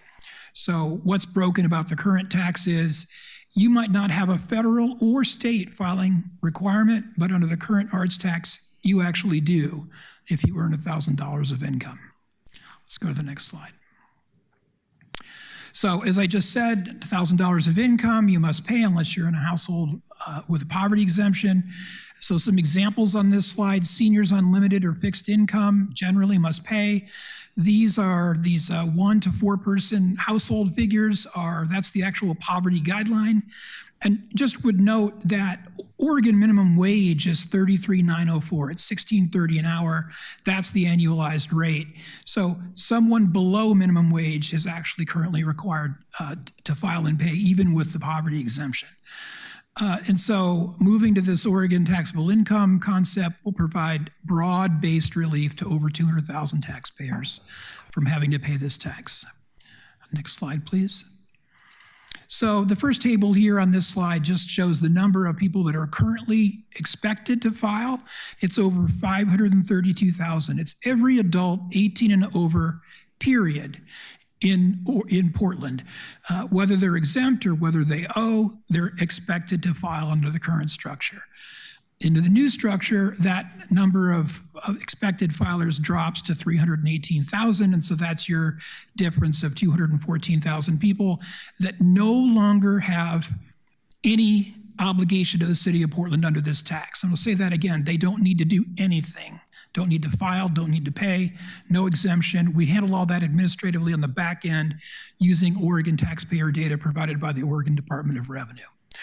The second table shows the reduction in the number of payers. So you can see in the third from the right column, the reduction in payers is about 147,000 people would no longer have to pay. That number is a subset of the 214,000 mentioned above. Let's go to the next slide, please. Very busy slide. All I wanted to do on this slide is highlight for you 3 examples of taxpayers and go through again the concept that $20,000 of Oregon taxable income doesn't sound like a lot until you realize that To get to that OTI number, you've already subtracted a lot of income, a lot of deductions or exclusions to income. So in the third example on the far right, you've actually got almost $64,000 of income from a pair of joint filers. After some very reasonable deductions and exclusions, they're actually at 38.5 in that example. They would not pay this tax. Let's go to the next slide. There are 3 directives in this ordinance, one of which is that the Revenue Division will report back regarding the transitioning from mailing tax returns to postcards and the feasibility of prepayment options for taxpayers. We'll talk a little bit about prepayment options in a minute. As to postcards, we did try that in 2014. I can't call it a success then, but the world has moved on. We may be able to put a QR code on postcards and try to make it easier for people and reduce that actual mailing out of tax returns to individual households, which encourages people, by the way, to reply back in paper. Also to work with the Office of Arts and Culture to create a reserve policy, and finally to report back to Council by February of 2028 about the first year of collections. The reason that's so far out is the changes before you now would actually impact tax year 2026 that we're in now, which is due in April of 27. We then receive data from the Oregon Department of Revenue for the balance of 27 and do some enforcement work. So we won't really know until the first quarter of 28 how we did for tax year 2026. Next slide, please. Just a few things about paying the arts tax. I think there's been a lot of statements made. There's a lot of different ways to look at whether it's easy or hard to pay. This is just some data. 78% of arts taxpayers pay electronically using either products like TurboTax or online on the Portland Revenue Online platform that we have implemented. It takes the average logged-in taxpayer 54 seconds to pay their arts tax. By logged in, I mean they have an account on our platform. They've already populated their name, their address, their social security number, and other basic information, including ACH payment information, which is captured and maintained in the system. So the point being, for the 65,000 Portlanders that actually set up a pro account, an arts tax account, the payment experience is very straightforward, very simple. Those that don't have an account need to spend a few minutes entering information. That's a 5-minute, takes about 5 minutes to do that on average. In 2022, we had a consultant review top to bottom our payment experience for taxpayers. They made some recommendations, and those recommendations were all implemented. Finally, unlike other income taxes, there is no credit card, quote, convenience fee for paying the arts tax. This is the entity or the agency's effort to recover merchant fees, bank card fees that are charged for using bank cards. We don't charge that on the arts tax. So that's the only income tax you'll ever see that I'm aware of in the country that doesn't charge a convenience fee. So it's not perfect, but I just wanted to lay out some data about the payment experience. Again, here you can just see that all of the ways that you can pay the city arts tax are replicated across the Oregon Department of Revenue and the IRS. So there are no differences there except prepayments, which you are directing us to go take a look at. There are a lot of pros and cons to prepayments. I won't get into that today, but we'll bring a report forward about that later. Let's go to the next slide. Okay. And so again, all income taxes have a separate freestanding tax return. The reason for that is they're often structured differently. Combining them all onto a single unified statement or return, while that sounds intriguing, sounds like a good idea, it can be problematic. There are experiences that people can have using, again, third-party products like TurboTax, which have a wizard kind of environment that help to make it feel like you're not really doing 3 tax returns. But in the end, you'd still have to do 3 tax returns. That's what's happening in the background. So it's been suggested that it should be combined with other income tax forms. I get it. We would love to be able to do that, but there are some complexities there. The Oregon Department of Revenue has turned down our request to have this placed on the Oregon Form 40 on multiple occasions. The supportive housing services and preschool for all taxes that we also collect in the Revenue Division, only 14% of arts taxpayers have to file those taxes because they have a much higher income threshold. So there's a trade-off in asking people to wade through portions of a tax return that don't apply to them. So again, I'll just stop there, but there are trade-offs in terms of confusing potentially taxpayers who currently only have to file one return might now have to go through essentially three returns combined into one. I think the filing reminders are probably another thing that stands out about this tax compared to others. We do an annual all household mailer. The reason that we do this is because this tax is unique. It's easy to forget. It's not like other taxes. It doesn't feel like other taxes, but in fact, mechanically it is like other taxes, but that fixed $35 or maybe in the future $50 assessment can feel very different. And so we found that if we don't do some kind of physical reminder every year, we have lower compliance, substantially lower compliance. Let's go to the next slide. Only a few more slides and we'll be done. So I just want to talk briefly about the revenue forecast. We have put together a forecast for the revenues. We do anticipate that tax year 26 will essentially be revenue neutral to the current tax year or the previous tax year 25. That is to say, there are hundreds of thousands, over 100,000 people no longer paying, but those that remain pay more. And so we've designed this to try to track inflation from 2012 to land in a spot which is essentially revenue neutral today, and then indexes going forward, indexes the threshold, indexes the rate as well. So there won't be bracket creep where slowly over time people that, I guess what I would like to say is that in the future, it won't be 20, it might be 22.5 or 25,000. It will slowly go up. Let's go to the next slide. So there's been a lot of discussion, I think, in the community and the media about the arts tax fund balance. Just briefly, this is a model of what the fund balance looks like over a 5-year timeline.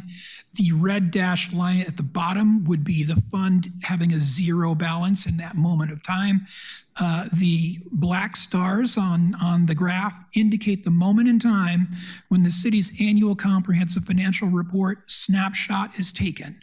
So at that moment in time, it just so happens that that is just a month and a half or so after our tax filing deadline.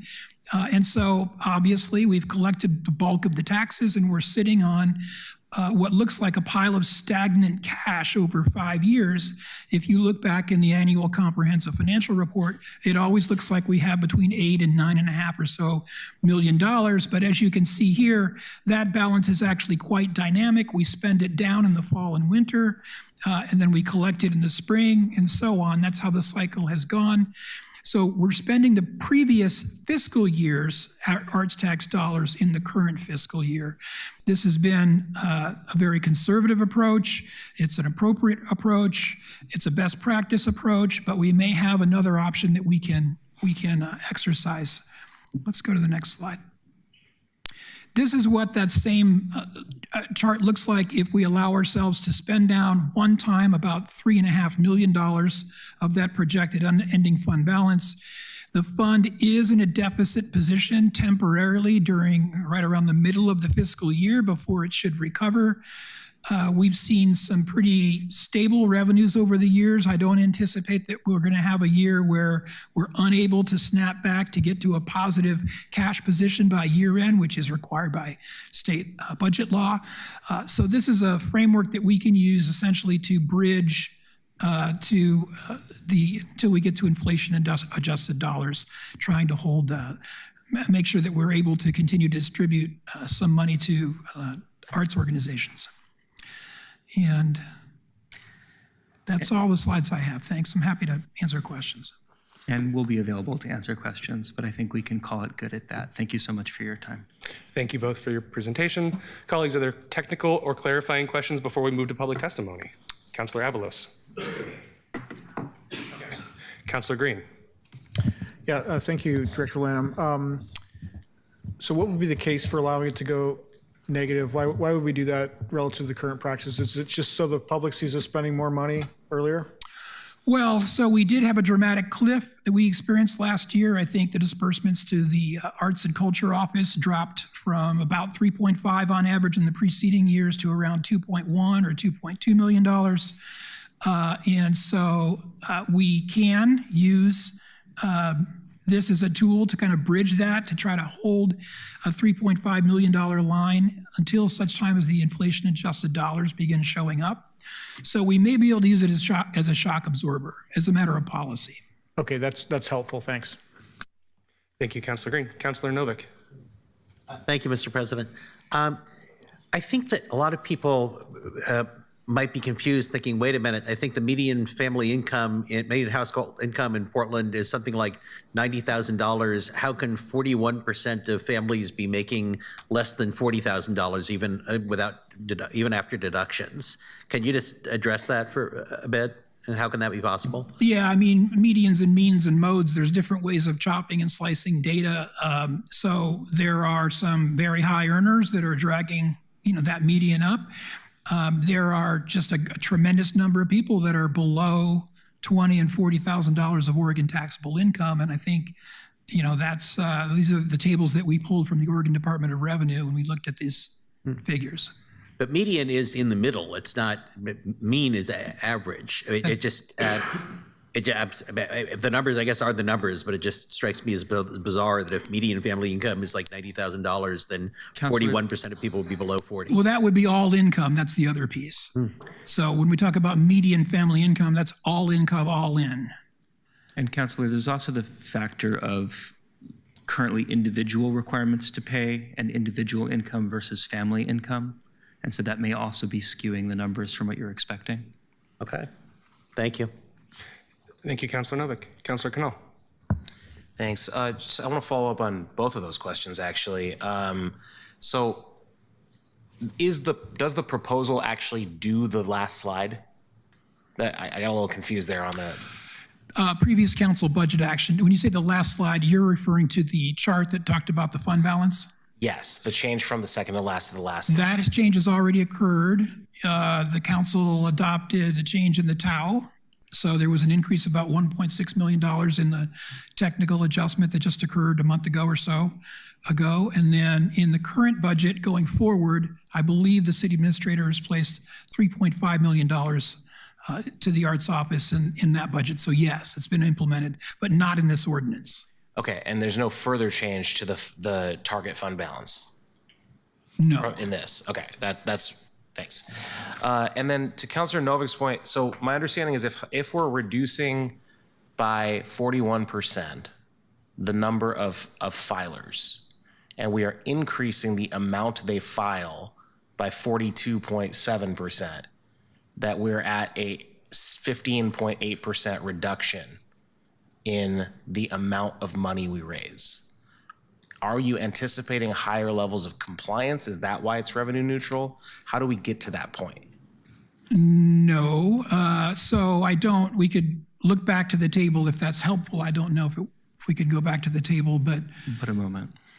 Those percentages, I don't think that works the way that you may be suggesting. So there's been a lot of analysis of the data, and the number of remaining taxpayers that are paying the higher rates of $50 or $100 make up the difference. Okay, I'm gonna follow up on that before we take the final vote, I guess, next week, but I'll move on here.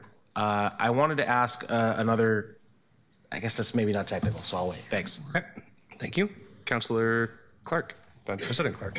Thank you, Council President. So I want to make sure I understand that if they're a joint filers, they only pay $50? A joint filer would pay $100. $100. Okay, they each pay. Okay. And I don't know if this is technical, but can you briefly mention what were the issues that the city auditor outlined around the arts tax?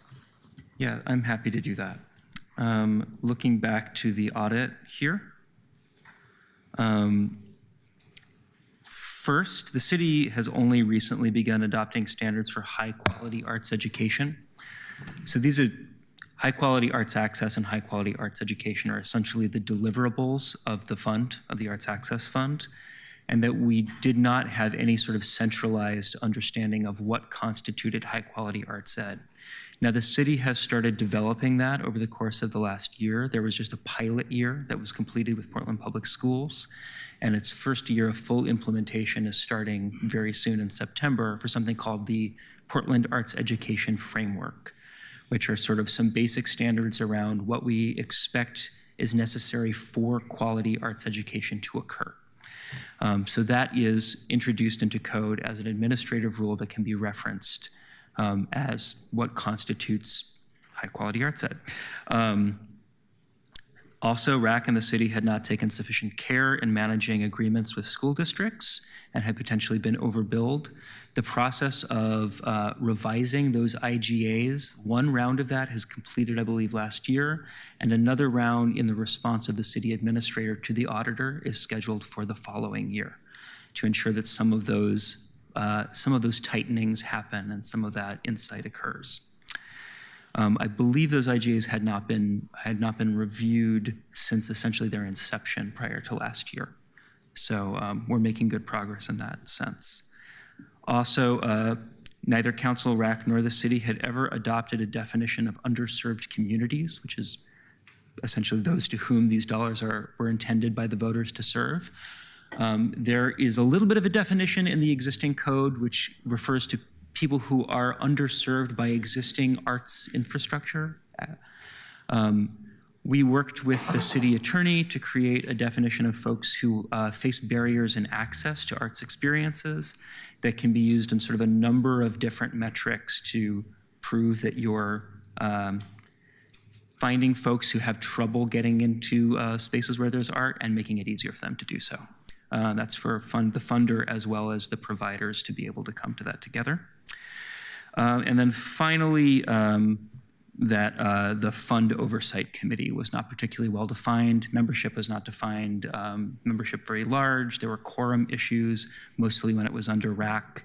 And similarly, and also the responsibilities of the Office of Arts and Culture to that body had not been defined.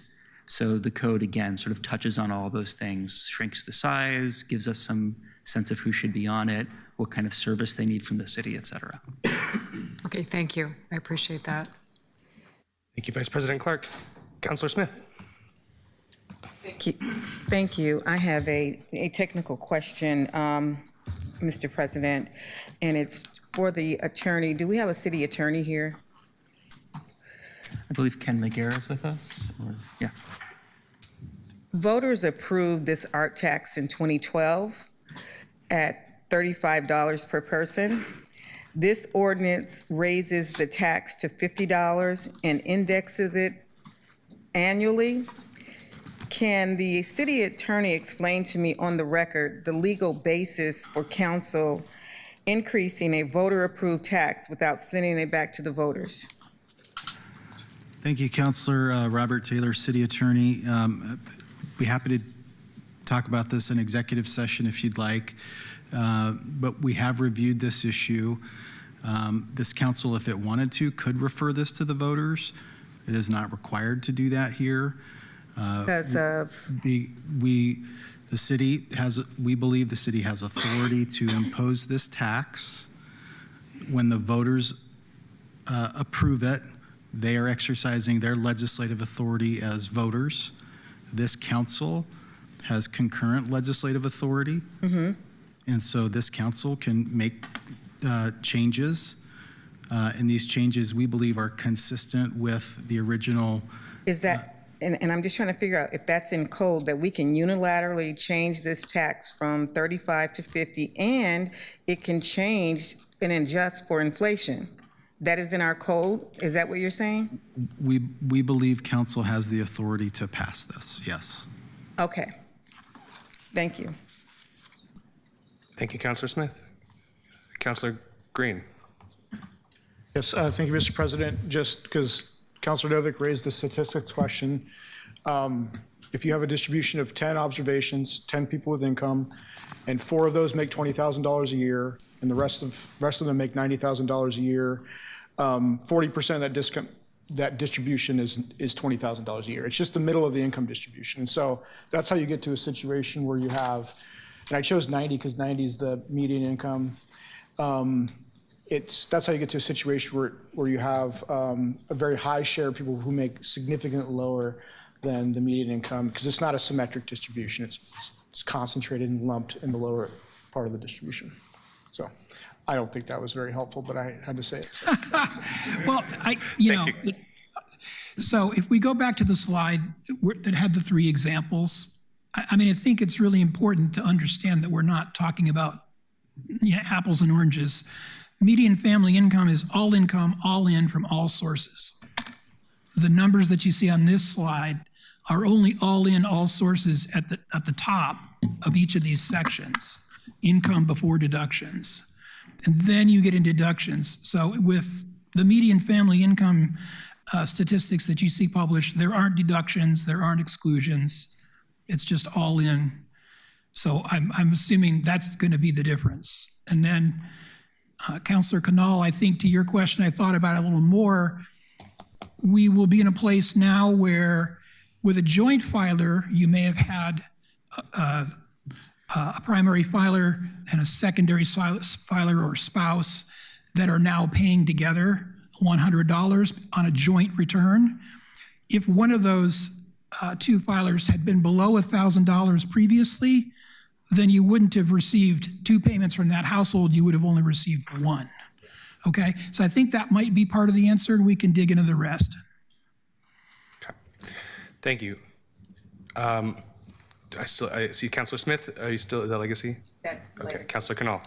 Thanks. Yeah, and I figured out the rest as well, which is that the statement about 41% of folks being exempt is not 41% of the current tax base being exempt. It's 41% of the total. Total, so right. There's already some people that are being exempt, that are exempted. So there's a 31-point-something% reduction that nets out to just shy of equal revenue. And I think what you just explained makes sense. That's right.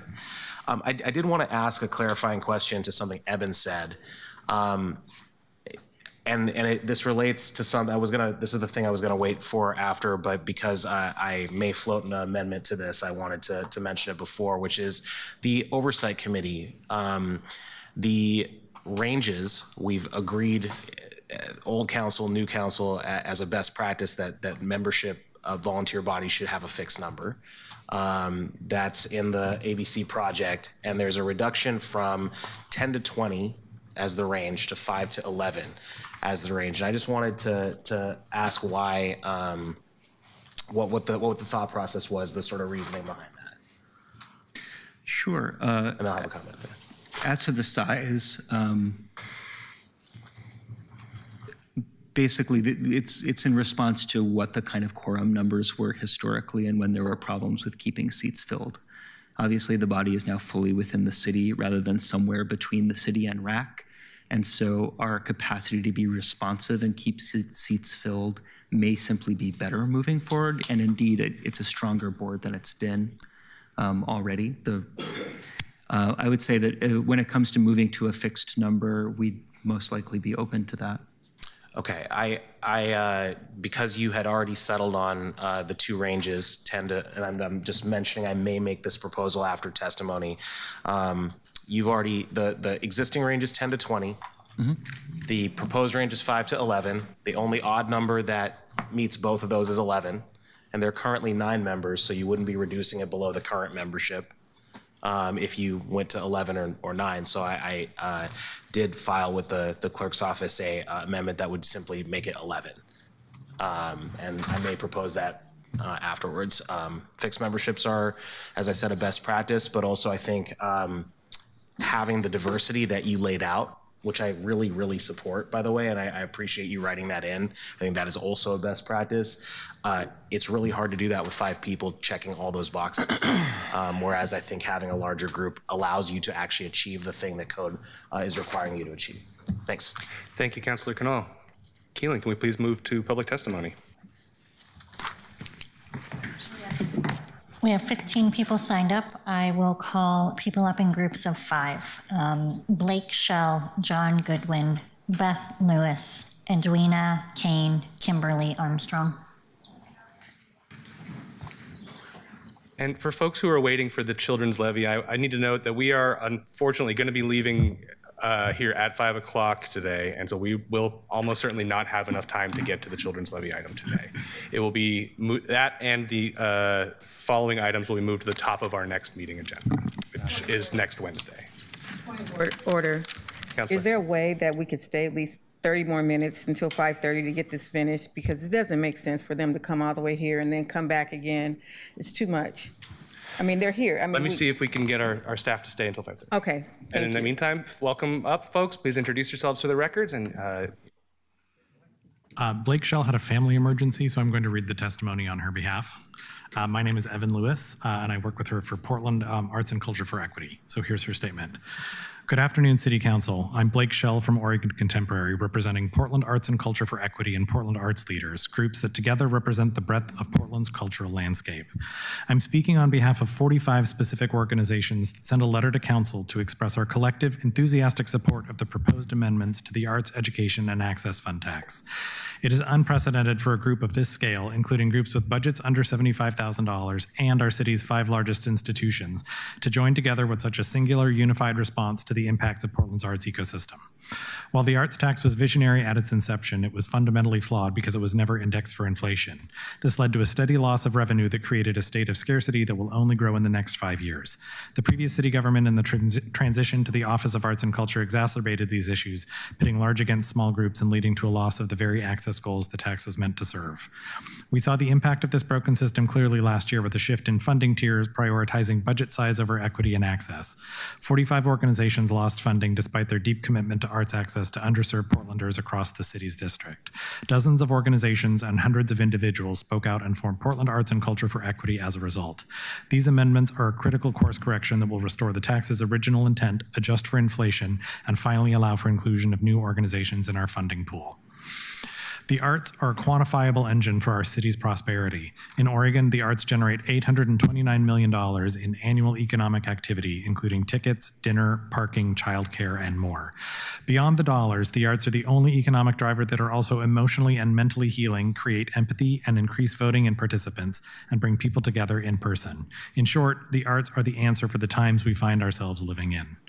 Finally, we want to express our deep gratitude to Council President Jamie Dunphy. For years, our community has spoken up about these longstanding problems only to feel unheard. Your willingness to take action where previous council and current administration has stalled is a breath of fresh air. Thank you for your leadership and for investing in Portland's arts and culture across the city. We urge you to pass these amendments. Thank you. Thank you very much. Good afternoon, councilors. My name is Beth Lewis, and I'm the Director of Development at Portland Opera. I'm testifying today in support of Council President Jamie Dunphy's proposed amendments to the Arts Tax Code, Chapter 6.10. For many residents, the tax is confusing, difficult to comply with, and disproportionately frustrating given its relatively small amount. The administrative burden and penalties have created resentment that undermines the very programs the tax is meant to support. When people feel alienated by the system, they are less likely to engage, less likely to comply, and less likely to support arts funding in the long run. Council President Dunphy's proposal offers a path forward by addressing these structural issues and making the system more fair, more transparent, and more workable for everyday Portlanders. Reform can improve compliance, restore public confidence, and ultimately create a more stable and sustainable funding stream. The arts are in a funding crisis, and no one understands that more than Portland Opera. As you know, we're in a $5 million 16-month SOS fundraising campaign, Keep Portland Operatic, Save Our Songs, Secure Our Future. We've been part of the cultural fabric of Portland for 61 years, and we're doing everything we can to ensure we're here for the next 61. Without this much-needed arts tax reform, including indexing it to inflation, we risk losing the very institutions that make Portland vibrant. And we also risk losing the next generation of arts lovers by failing to sustain arts education in our schools. We don't have to choose between supporting the arts and fixing a flawed tax. We can and should do both. I urge the council to adopt these amendments to the Arts Tax Code. Thank you for your time. Thank you so much. Number 5. Oh, we're going in order. Okay. Hi. First, thank you so much to the council for the opportunity to testify today. I'm Edwina Kane. I'm the Director of Advancement and Special Projects at Portland Center Stage. I not only work in District 4, I live there as well. I'm testifying in support of the proposed amendments to the Arts Tax Code. The arts play an integral role in the community, not only through the artistic programs that we publicly present, but also through the work that we do in lifting the public education system. The most recent Data Arts survey, just released earlier this week, noted that more than $150 million are invested in the Portland economy from arts organizations across the community. This includes both visual and performing arts organizations with budget sizes ranging from less than $250,000 to over $10 million. Each of these organizations plays an essential role in the arts ecosystem in our community. PCS alone offers employment opportunities for 350 individuals, including 200 of which are artisans and artists. In addition to the public performances we offer on our stages, we serve over 7,000 students, of which 6,000 are attending student matinees, which are either highly subsidized or wholly free. We also offer nearly 100 free community programs, which serve over 9,000 individuals. All of our colleagues offer similar opportunities throughout the community, and all of these programs provide invaluable services for Portland residents. As the cost of delivering these programs has grown exponentially over the years, smaller arts organizations in particular have faced increasing challenges with an arts tax that has remained flat since its inception. The amended Arts Tax Code will ensure that all arts organizations in our community are equitably supported by the city, in turn lifting each organization's ability to thrive.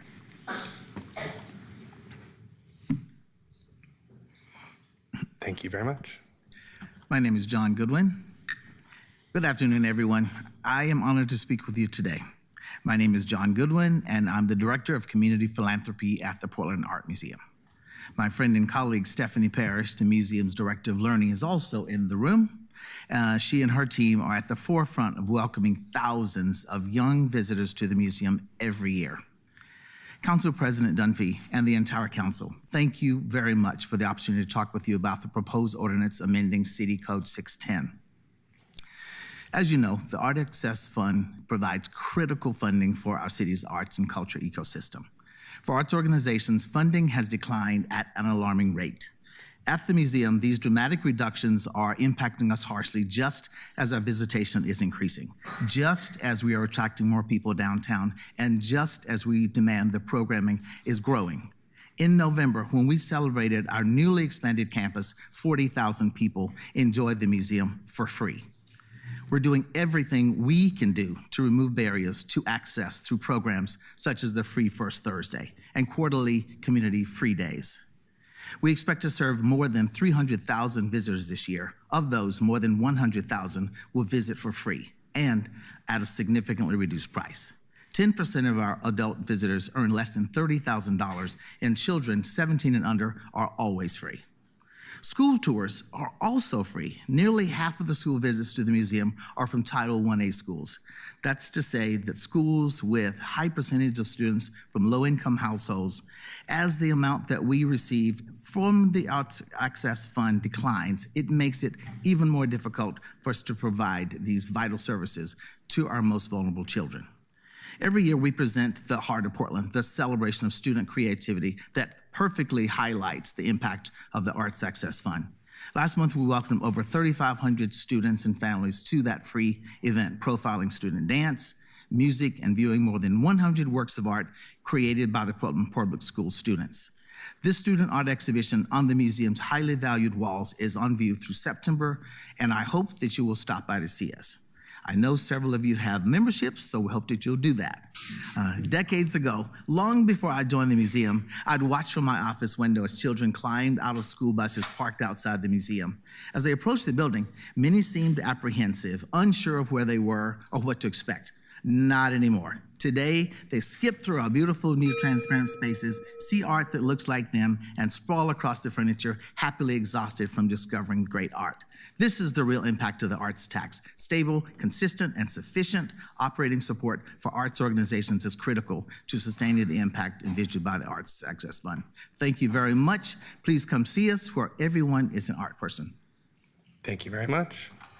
Good afternoon, Council President Dunphy, Council Vice President Clark, and members of members of Portland City Council. My name is Kimberly Armstrong, and I have the pleasure of serving as superintendent of Portland Public Schools. So I also acknowledge those who work and serve in our schools, and of course, those who send their children to us. Portland Public Schools strongly supports the proposed ordinance amending the arts tax. Portland has always valued creativity, opportunity, and community, and the Arts Access Fund reflects those values in our schools. These funds directly support certified elementary teachers and middle and high school and ensures students across our city have access to music and visual arts as part of a well-rounded education. We see the impact every day. Arts education helps students build confidence, connection, and belonging. We see students who struggle to engage in other settings come alive in music, drawing, theater, and performance. We see students gaining confidence by performing in front of their peers, expressing themselves through visual art, and finding joy and connection through creativity.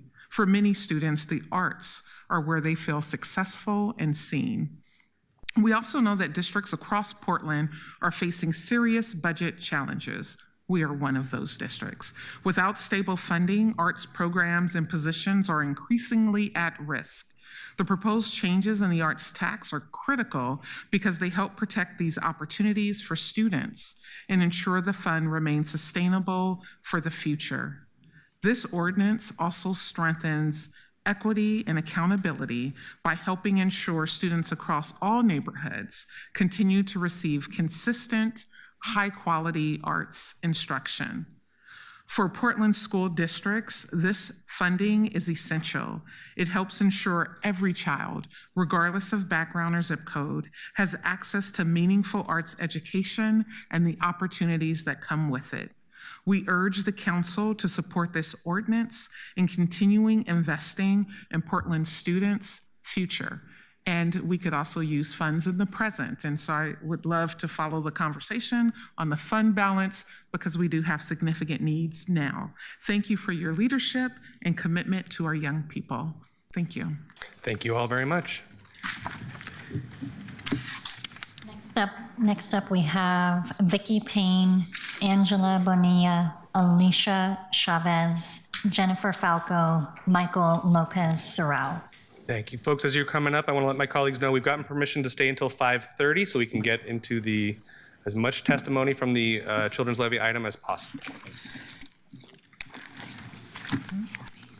And some of our colleagues are going to have to leave, and that will be okay as long as there's 7 of us here to hear testimony. So go ahead and jump on in, and please introduce yourself for the record and take it away. All right. Hello, my name is Angela Bonilla. Good afternoon, city councilors, Council President Dunphy, Council Vice President Clark. I'm the current president of the Portland Association of Teachers, and I'm speaking in support of the changes to the arts tax as a PPS educator for the last 10 years. Every year around this time of approving the PPS budget, I hear the same questions. Why are there so many cuts to visual and performing arts educators? Where's the arts tax money?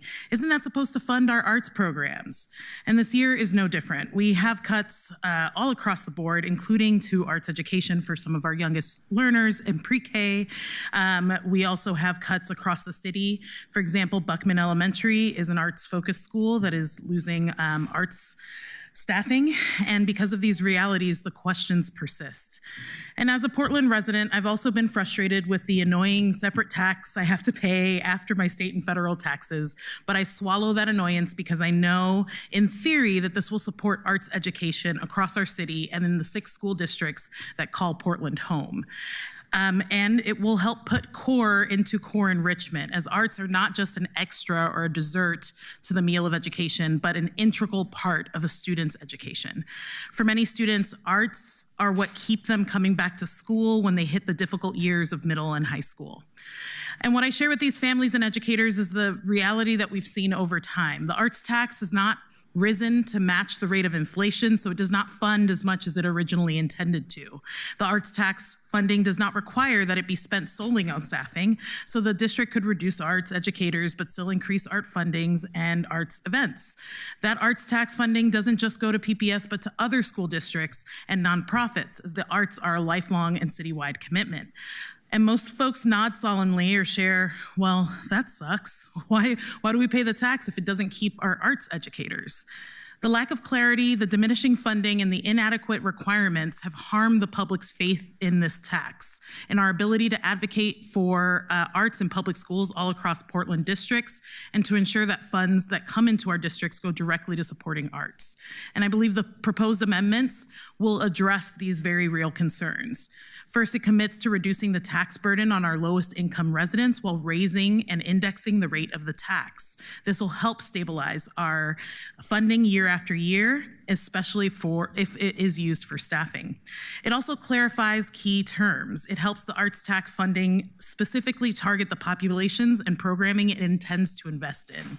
It clearly defines arts educators, and it also confirms that underserved communities are not about who they are, but about being systemically excluded from accessing arts education. It'll also clearly define standards for spending in the 6 districts who receive the funds. I know educators at PPS want more transparency and accountability, and this amendment will help to do that. So please vote in favor of this amendment and help the arts tax fulfill its original purpose of supporting the arts in our city for all people. Thank you. Thank you very much. Hello, good afternoon, Council President Dunphy, Council Vice President Clark, and fellow councilors. First of all, I want to say Happy Teacher Appreciation Week to all the educators here today, those working here in City Hall, across the city, and those who may be watching this testimony from home. My name is Alicia Chavez. I am the current Vice President of Portland Association of Teachers and President-elect. Prior to my role as Vice President, I was a kindergarten through 2nd grade special education teacher for nearly a decade. And long before that, I was a kid who dreamed of becoming a Broadway star, whose favorite subject was choir and drama. Art was my first love. It was how I made sense of the world, how I built confidence, and how I found joy in my day-to-day. While my dreams of being a Broadway star never happened, I got to relive that in my classroom. My paraeducators affectionately call me a walking musical. But more importantly, I saw the same transformation through art happen for my students. For many of my students, traditional instruction can be really limiting. But through art, whether it is music, drawing, movement, or storytelling, I saw my students find access points to relate to their peers.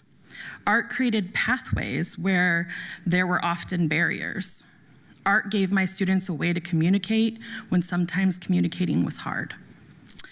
Art builds fine motor skills, social emotional skills, and truly gave them a sense of belonging. I remember one student in particular who during the school day would completely shut down, but during art class, he came alive. He would paint or draw these wonderful things, often sharing stories and his interests through his work. And because of this, we used art for math, drawing little blocks for learning addition, or using drawing to understand his learning and reading. Art didn't just engage him, it gave him the power he knew he had. That's what this ordinance is about.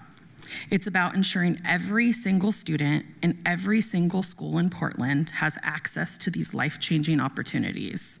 It's about equity, because without stable funding, it will be our most vulnerable students who lose access first. We talk a lot about preparing students for the future. The arts teach creativity, problem solving, and resilience, and these are the skills every student needs to be successful human beings. As someone who once dreamed of the stage, and as someone who has seen the power of art in the classroom, I know that this is not extra. This is essential for all of our students. Please support the art tax amendment because our students and educators deserve nothing less. Thank you. Thank you so much. Good afternoon, Council President Dunphy, Vice President Clark, and members of the council. My name is Michael Lopes-Sahau, and I have the pleasure of serving as the superintendent of the Parkrose School District in Northeast Portland. Thank you for the opportunity to testify today. I'm here to express my strong support for the proposed ordinance amending the arts tax and to share what these changes are going to mean for students across Portland, especially in East Portland communities like Parkrose. Arts education is fundamental to student success, like many of my colleagues here have said today. In our schools, the arts give students a place to belong, to express themselves, and stay engaged in learning. And for many students, especially those who often don't see themselves reflected in traditional academic settings, the arts are where they thrive. At a time where districts across Portland are facing significant budget challenges, these opportunities are increasingly at risk. We're making difficult decisions about staffing and programming, and without stable, dedicated funding, arts education is often one of the first areas to be reduced. That's why the proposed updates to the arts tax are so important. By adjusting the rate to reflect inflation and indexing it moving forward, this ordinance protects the long-term stability of the Arts Access Fund. Without these changes, we are already seeing cuts to arts organizations, and we know that reductions to school-based arts educators could soon follow, directly impacting students' access to consistent, high-quality instruction. In 2012, there was one music teacher for 4 elementary schools. The kids got music for 25 minutes a week. And today, there's a music teacher in every one of our elementary schools, and they receive over an hour of instruction in music a week. That's because of this tax. This ordinance will also strengthen governance and accountability by clarifying what we mean by high-quality arts education and prioritizing underserved students. That matters deeply in East Portland, where districts like Parkrose serve diverse communities and where access to the arts education must be protected, not left to chance. For districts like Parkrose, this funding is not supplemental. It is essential. It is especially critical as Parkrose and other districts in the region experience major budget reductions. It allows us to retain qualified arts teachers and ensure that all students, regardless of background, have access to meaningful arts experiences. These changes will make the Art Access Fund more equitable, more sustainable, and more impactful for students, and I urge your support so we can continue providing art education for our students and give them what they need and deserve. Thank you. Thank you so much for being here. Thank you all three. Vicky Payne is joining us online.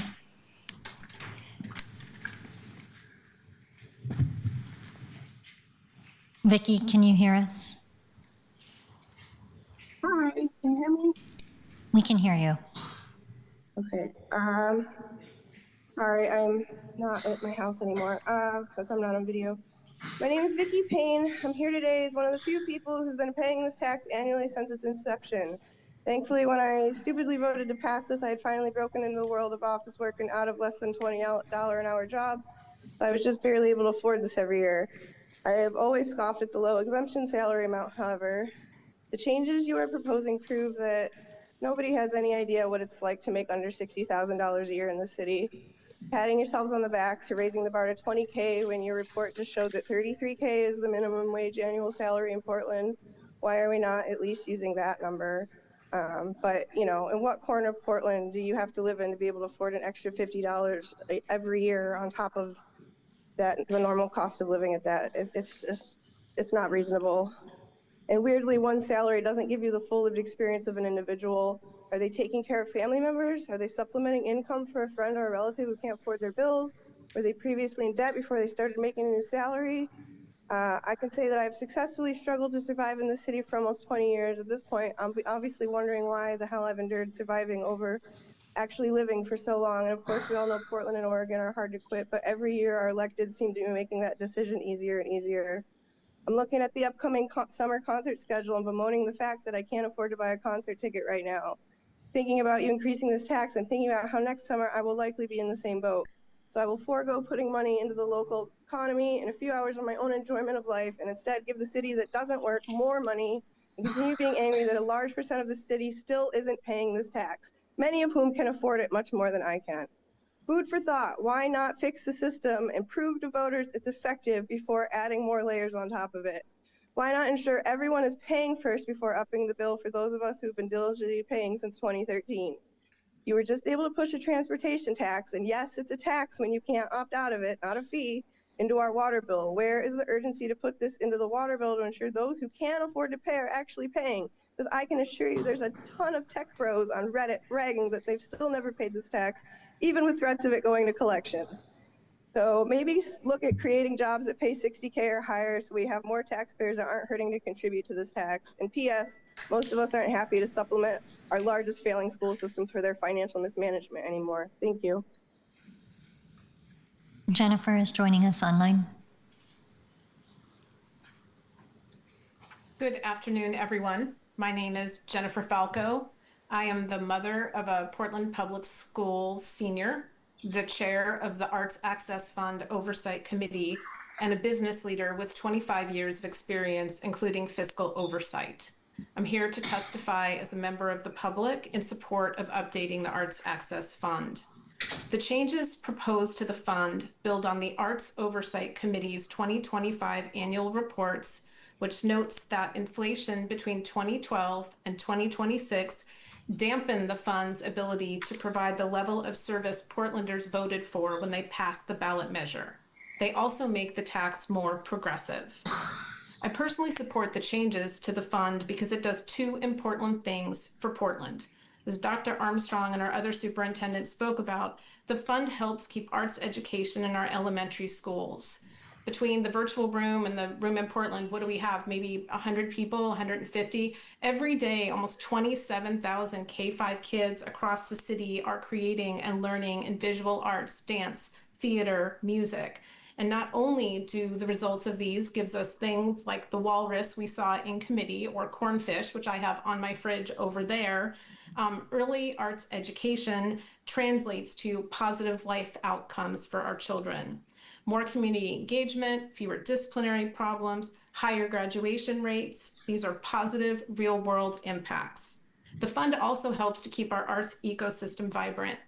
Each year, it provides millions of dollars to local arts organizations who deliver programs in and for our community, including our K-12 kids and our underserved communities. These artists and arts organizations help make Portland, Portland. You know, we have a great city and arts is a pillar of this community. It's also an important part of our economic landscape.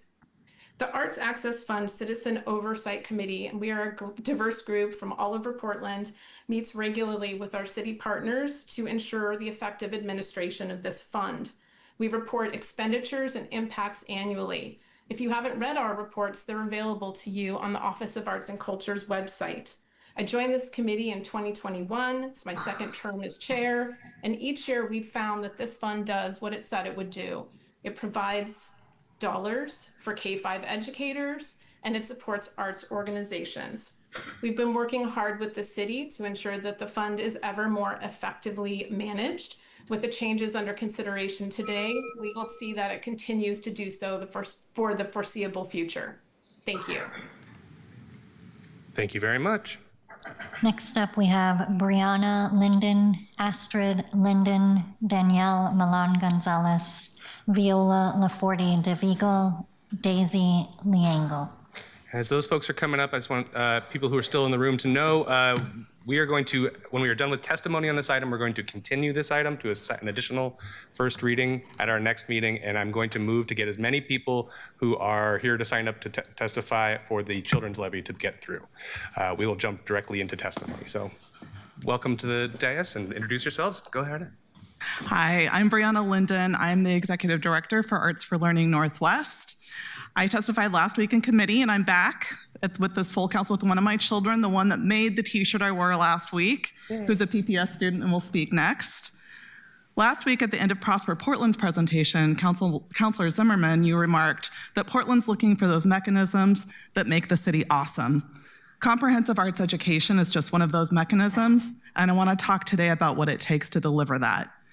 I told you in committee what happens when a child encounters a teaching artist or a cultural artist, how it can be the first time they see their own culture as something worthy of learning from, worthy of celebration, and equally how important it is for children to engage with new perspectives in the languages of the arts.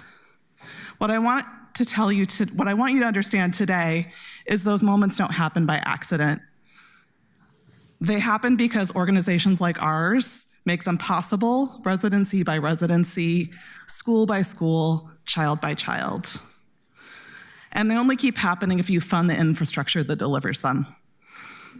At Arts for Learning Northwest, we served 40,000 students last year through 125 rostered teaching and cultural artists.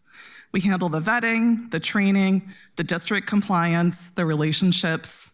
The infrastructure already exists. What we need to ensure that students have access to the rich diversity of artistic and cultural experiences that they deserve is sustained, dedicated funding. This ordinance opens 2 doors to support that work. The report on granting priorities is an opportunity to ensure that arts education organizations, the ones already putting teaching art and cultural artists directly in front of children, are named as a distinct priority, not as an afterthought to general arts funding, but as a named commitment. The report on teaching artist programming is a promise to Portland's kids. We intend to hold you to it, and we want to help shape it. We are ready to convene art teachers, teaching artists, cultural artists, and district administrators to make sure that the report reflects what Portland's children actually need. The children I'm speaking for today will grow up to be Portland's artists, teachers, engineers, parents, and leaders. What we give them now, the experience of being seen, of having their culture matter, of discovering they have something to say, we give them forever. Councilor Zimmerman, you asked for mechanisms that make Portland awesome. Our children are a long-term investment in awesomeness. Invest in them now by voting yes on the updates to the Arts Education and Access Fund. Thank you. Yep, just go. Oh, okay. Hi, my name is Astrid Linden. I'm in 7th grade and go to Da Vinci Arts Middle School. I was lucky to have lotteried into an arts-focused school, but not all kids get the same privilege. I believe it shouldn't matter what neighborhood a kid is in or if they can lottery into a school that offers the arts. All kids deserve to learn through art because it's a way to process emotions, imagine new ways of thinking, and express themselves. It's a way to get what's on the inside out. One of my primary art forms is writing, and often when I write outside of school, I get stuck, or there's something else to do. School is a place I get to focus completely on what I'm doing. Having my creative writing teacher, Miss Connor, to help me and guide it allows me to do my best work and come up with new ideas. Artists inspire kids by showing them what's possible, showing that they can be creative and accomplish amazing things. Kids need to feel seen. Artists show them that they are seen and that they are heard, even when they can't express themselves with words.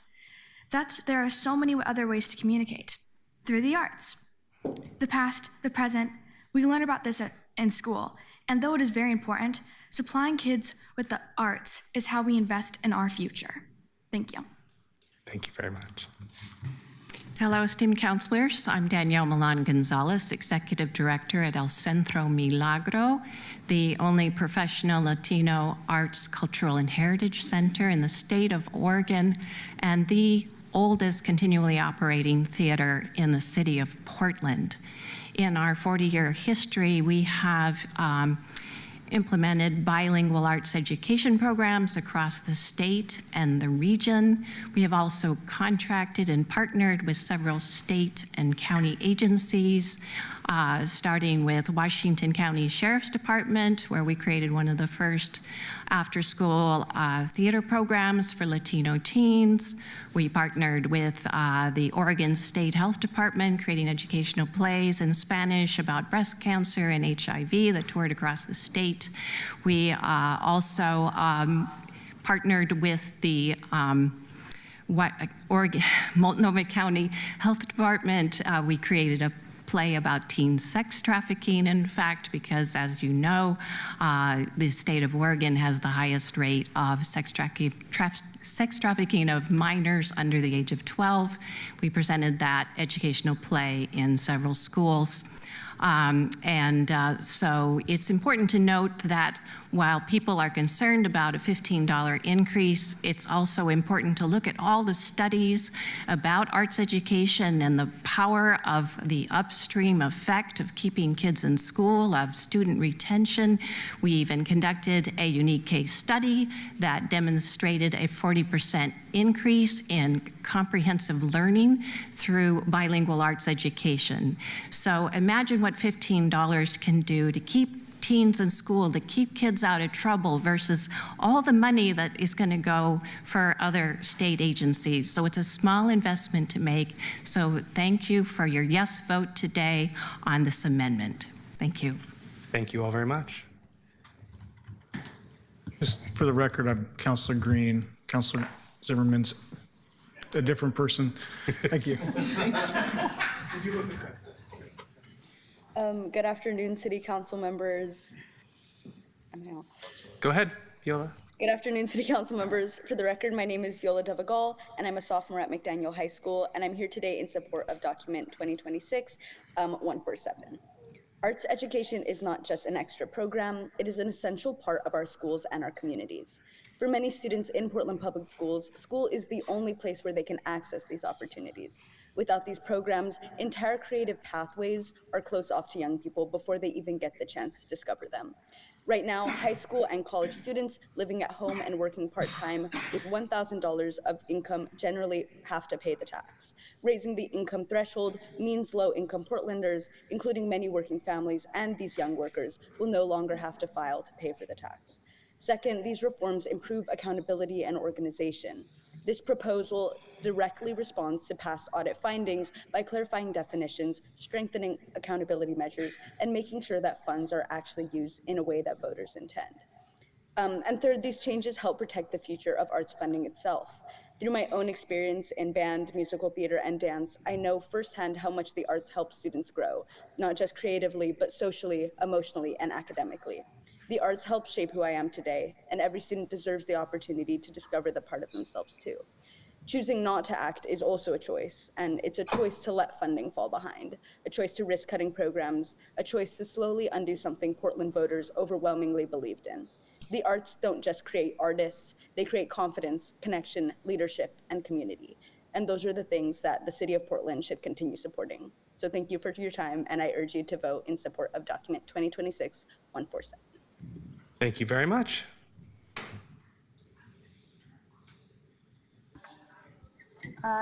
Good afternoon, City Council members. For the record, my name is Daisy Lehangle. I'm also a sophomore at McDaniel, and I'm here in support of the reform on document 2026-147.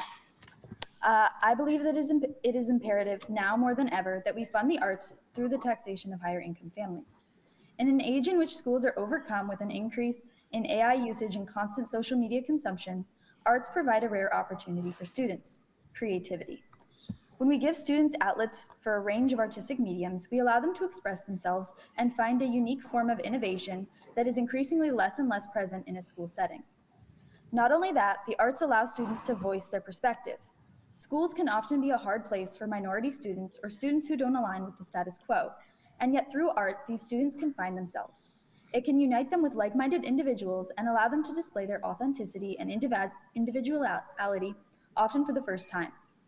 When we take away funding for the arts, we are not just taking away supplies or classrooms. We are taking away opportunities for students to find joy, creativity, and most importantly, themselves.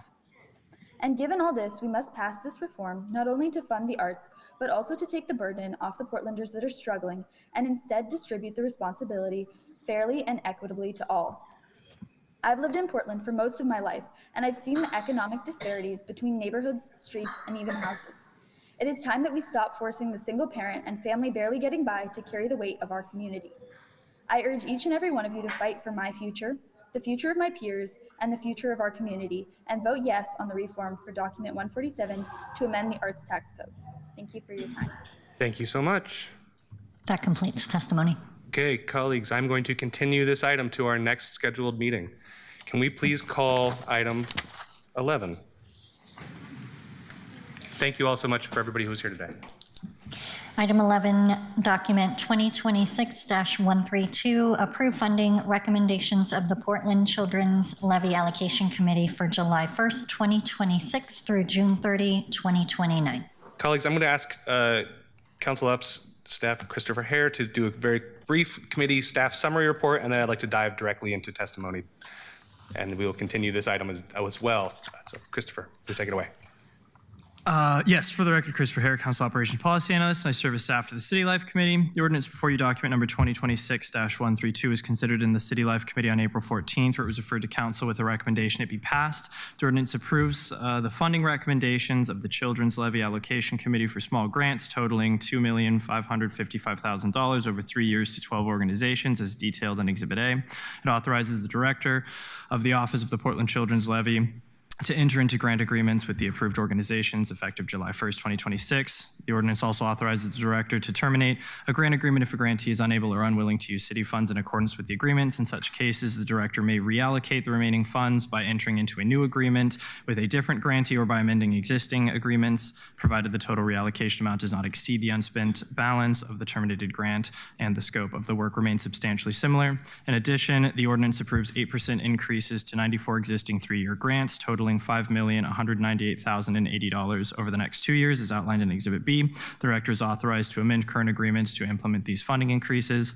The full impact statements on this item includes financial and budgetary impacts, economic and real estate development impacts, community impacts, and community involvement.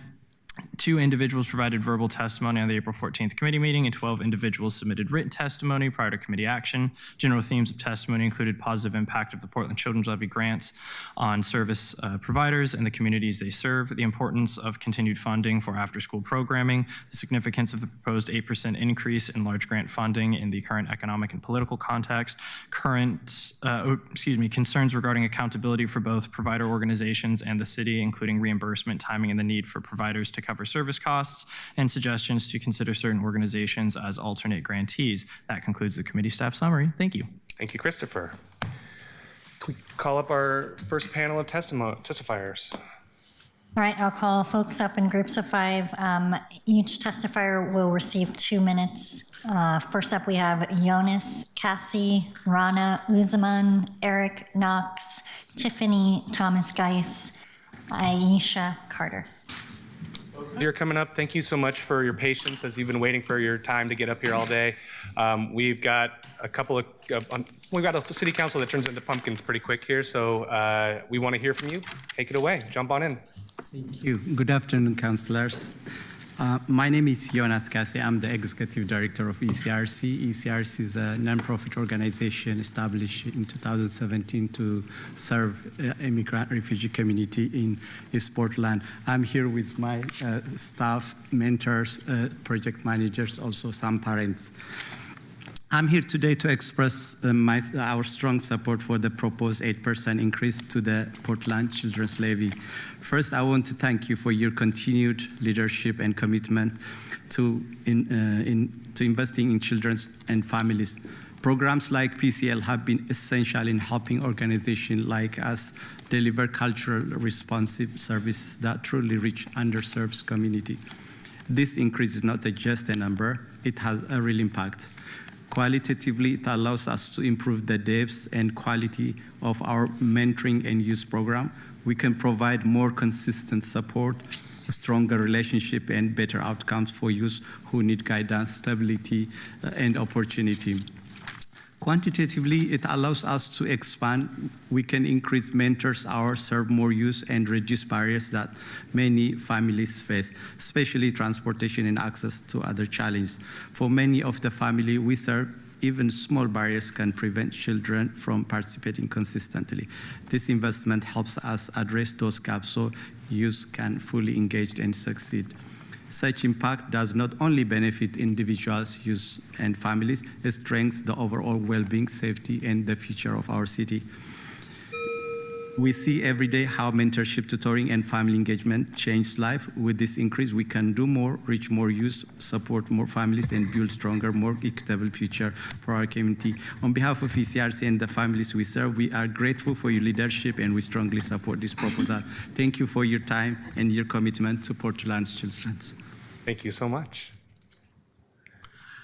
Hi, my name is Rana. I am the Executive Director of Portland Youth Builders, a pre-apprenticeship program down in Southeast Portland. We are first-year recipients of PCL funding, and I want to talk to you a little bit about the folks we serve and how we use PCL funding. A common thread that I hear from the folks that we serve is desperation and access. Is desperation to be able to live and lack of access and where to find access to help figure out how to not be poor. The things that we connect with PCL on, I'm going to read you a couple of goals. Connecting children and youth with caring adult role models to support their well-being. Creating after-school and summer mentoring programs promoting academic achievement, reducing the number of youth victimized by crime, increasing graduation rates, mentoring programs, supporting transition to college, and a career path for young people. That is what we do. We have been doing that for 31 years, and with PCL funding, we've been allowed to expand our services. So far, we've already served over 100 youth, and we are about 3/4 of the way through our grant. We will greatly exceed that number. And we will happily exceed that number because there's need out there. And this 8% increase for us would be huge, and moreover, for the communities that we serve that are poor communities looking to find access. Our hope is with these funds, we'll be able to hire an alumni support person. This person is specifically focused to work with folks that have graduated in our program. What we see a lot in Portland is funding for initiatives, funding for new things. This is an amazing way to fund something that is a staple for people to become successful and work their way out of poverty. And someone said it here before, investing in our young people is awesome. So I hope you all feel the same. Thank you. Thank you very much. Hello, counselors. Good afternoon. My name is Eric Knox, and I'm the Executive Director of Holla Mentors. May 20th, we're celebrating 13 years. And if you do the math, that's like 156 months. That's 4,700 days. And that's roughly 6.8 million minutes. We've been putting work on the East Side, especially when we know the history of Black and brown families have been displaced and pushed out on the edges of the city. And typically, where I work, lots of organizations like ours are always under-resourced when money starts to shrink. And we know this, right? When the city catches a cold, or when the city sneezes, the places like East County and Black and brown spaces catch a cold. And we are fortunate to be first-time recipients of PCL funding. And through it, we're able to serve over 100 Black and brown youth in East County and in East Portland. And so for organizations like us, longevity and capacity means everything. Our work grows, our budget must grow alongside it. And this is why 8% of PCL increase is so important to us. It's not simply about maintaining programs, it's about sustaining impact and expanding reach and ensuring that organizations deeply rooted in community continue to serve young people who need it the most. Black-led organizations, more than symbolic support or baseline investment, we need equitable, sustained funding that recognizes both the scale and need and the value of our work. So we hope that you consider the 8% increase. Thank you very much. Thank you, counselors, for the opportunity to testify today.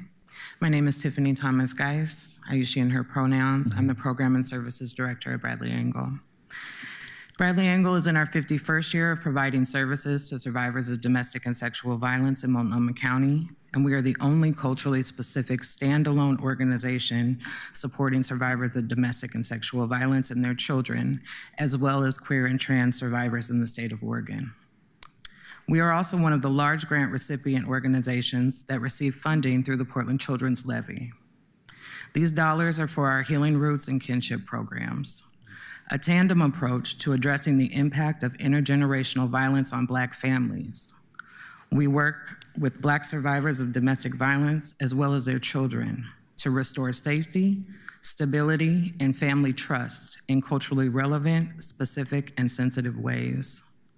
We provide financial support for basic needs and housing stability, host support groups for survivors to connect, engage in art therapy and cooking classes that focus on culture and community, and host monthly family outings to remind our participants that they also deserve joy. Youth participants receive one-on-one mentorship and support, lessons on safe adults and how to identify them, and culturally relevant space to process through the trauma they've experienced in their homes.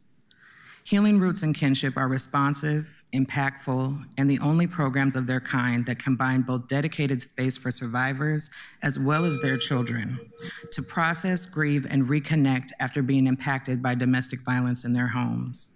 With cuts on every level of government to services across the board, the 8% increase being voted on today would ensure that we're able to continue providing a space of refuge, healing, and stability for Black families impacted by domestic and sexual violence in our community. We're grateful for your support and look forward to doing more incredible and impactful work with these funds. Thank you for your time. Thank you so much. Hi, everyone. First and foremost, thank you so much for extending the time to allow us the opportunity to testify today. I do appreciate that. My name is Aisha Carter. I use she, her pronouns, and I am Bradley Engel's Development Director. I'm gonna do my best not to reiterate too much of what Tiffany just said, but for the last over 50 years, we have been serving survivors in Multnomah County.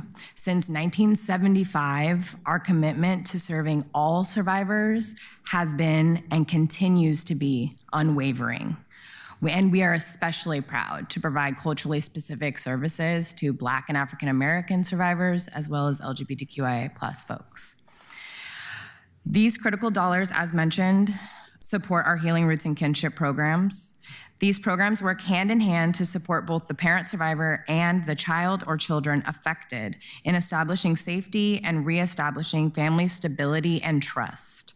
They are unique in their approach of navigating the entire family dynamic impacted by the presence of violence in the home through mentorship, one-on-one advocacy, workshops that honor both healing and the importance of family bonding, providing financial assistance for essential needs such as housing and food support, and so much more. These programs get to the root of the cultural elements in play within the Black healing experience. As Bradley Engel's Development Director, I see the funding cuts from every level of the government and their direct impacts on essential services overall. We are witness to the continued reality that support for marginalized identities is less accessible than it should be and is oftentimes more at risk when funding cuts hit.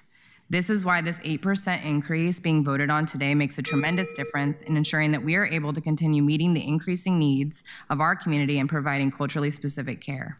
We thank you for your support of our impactful work and urge you to vote in favor of this increase to ensure that our services continue providing a safe haven for Black families in our community to work holistically to break the intergenerational cycles of trauma. Thank you.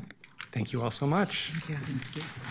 Next up, we have Momar Al-Saidi, Kim Filla, Beth Kapsch, Fidel Ferrer, Faith Rose.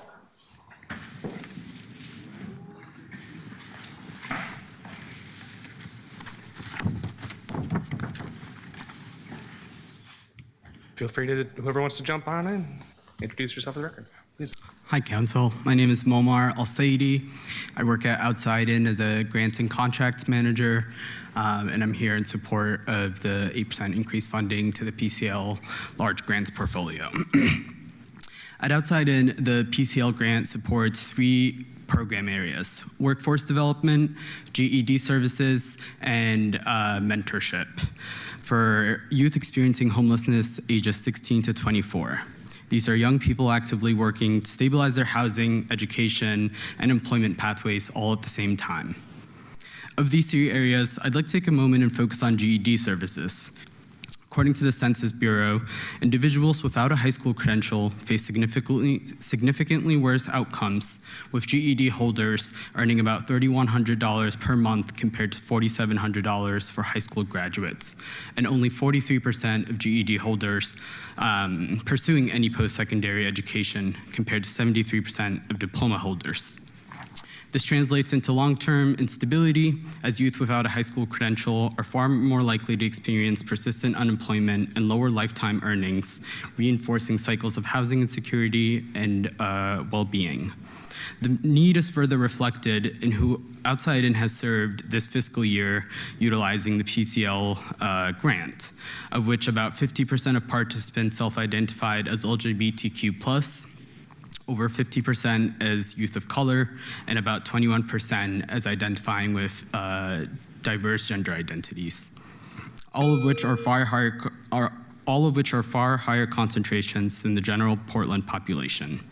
At the same time, funding is shrinking. In the recent biennium, the Oregon Department of Education's Job and Work Readiness Grant was reduced from an anticipated 30 awards to about 15 awards statewide due to federal funding uncertainty.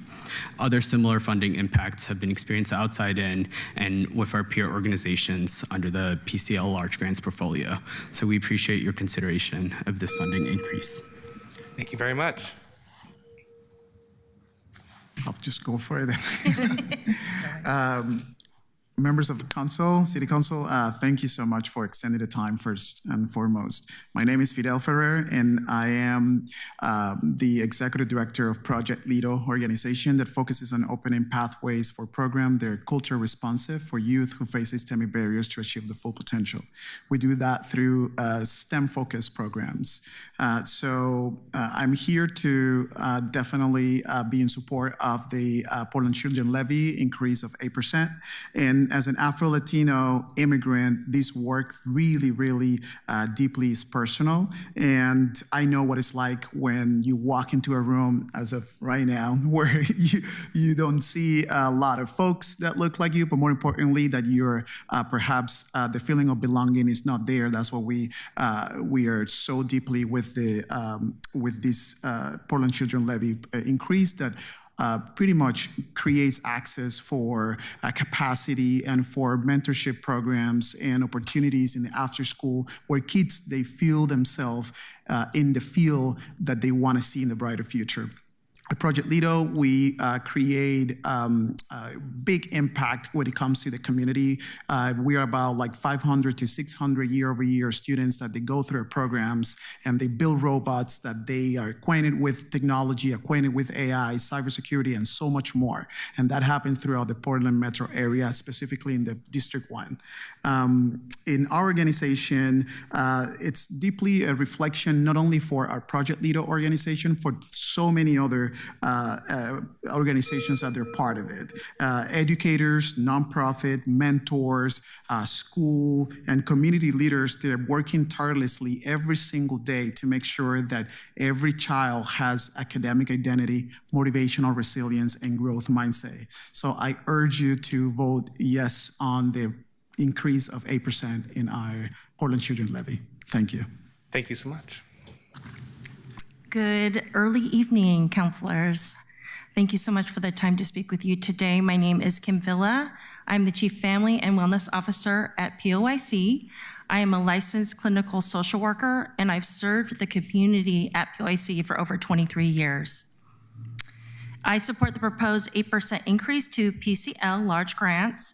Each year, POIC serves over 3,000 youth and families in our focus wraparound services, including education, employment and training, community safety, and family and health. We are honored to partner with PCL. I've personally worked alongside with PCL staff and am deeply grateful for their consistent partnership and support. Today, PCL supports our after-school program, hunger, foster care, and child abuse prevention and intervention. Youth and families are coming to us with increasing financial, emotional, and basic needs, while state and federal resources are in decline. This 8% increase helps POIC stabilize essential services, allowing us to meet rising costs such as rent, COLA, healthcare, transportation, and other business operations. I deeply appreciate the increased investment capacity of PCL and wish all funders could offer this level of support. This increase for the 94 existing 3-year grants is both timely and necessary. This investment is critical. Thank you for your leadership. Thank you so much. Hi, I'm Beth Kapsch, and I am a licensed clinical social worker, and I work as the Director of Health and Wellness at POIC. I've been serving youth and families in Oregon for almost 30 years, and I've been at POIC for the last 7 years. And I oversee the PCL programs at POIC and have seen directly the impact that this has had.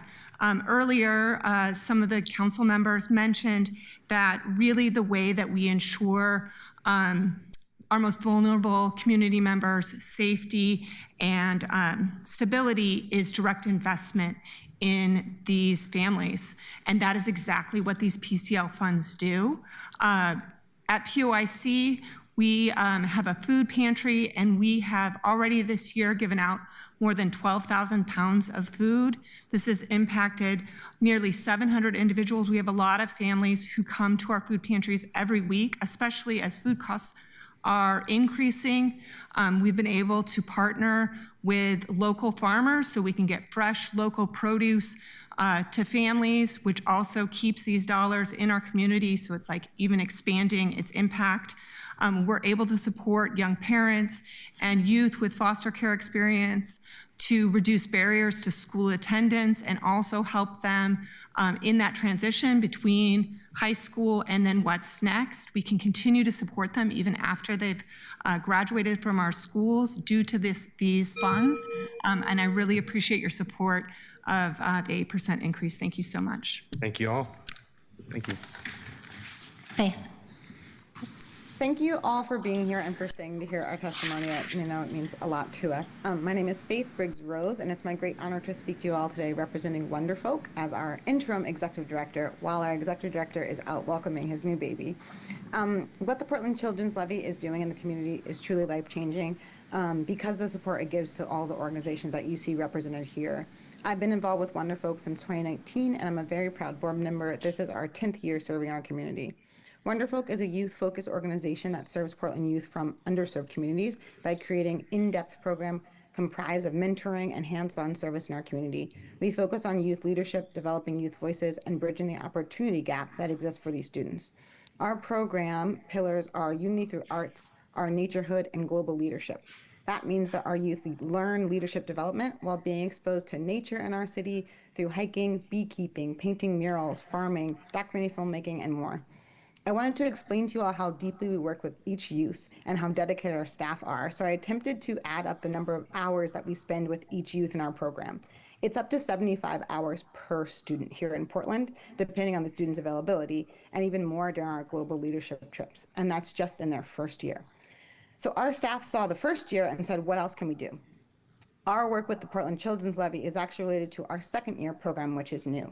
Our staff is so dedicated that they said, what else can we do to support them? So working with our alumni board, we've come up with a second year program that also provides workforce development for youth that have been part of the program. That development is led by our youth. As I said, they help tell us what they need. And that includes panels coming from different people in different careers, interviewing tactics, resume building, financial literacy, and then we place them in internships. And working with our different partners, they're learning to track timesheets, they're going through their first internship process. So please vote yes to the 8% increase and help us continue, all of us continue to encourage and serve this next generation of city leaders here in Portland. Thank you so much. Thank you very much. Next up, we. Sorry, Molly? Yeah. Yes. Hello, thank you all for staying late. My name is Molly Armentrout. I'm a resident of District 2, and I work with immigrant and refugee communities at ERCO. I want to voice my strong support for the resolution to approve the 8% increase for Portland Children's Levy. Amidst the current turbulent political environment and a worsening affordability crisis, I see the effective and critical work that is being done by my colleagues funded by PCL. In the small and dynamic program I am a part of, the team speaks over 8 languages, and we come from a variety of cultural backgrounds and countries. The PCL program is best positioned to provide outreach and critical services to some of Portland's most vulnerable communities, including immigrant and refugee communities that I work with every day, primarily in East Portland. These communities face systemic barriers when accessing and navigating services and resources, and the PCL-funded organizations help bridge that gap through culturally specific and targeted services and outreach.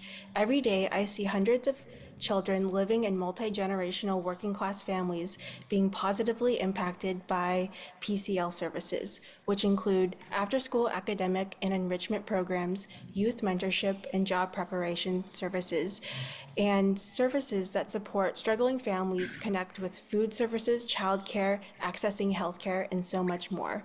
Amid the worsening affordability crisis, it is really important that the city not pull back from investing in social services that directly benefit our working class residents, but instead step up to the moment.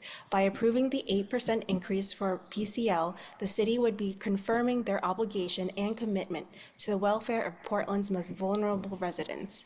The city would also be ensuring that the money would go towards organizations that have proven year after year to deliver crucial services to Portland families. Therefore, I strongly support the passage of this resolution. Thank you. Next up, we have Nu Wong, Lakiana Yatoma Drury, Muna Yusuf, Hisham Sheikh Hussein, Ayat Hassan.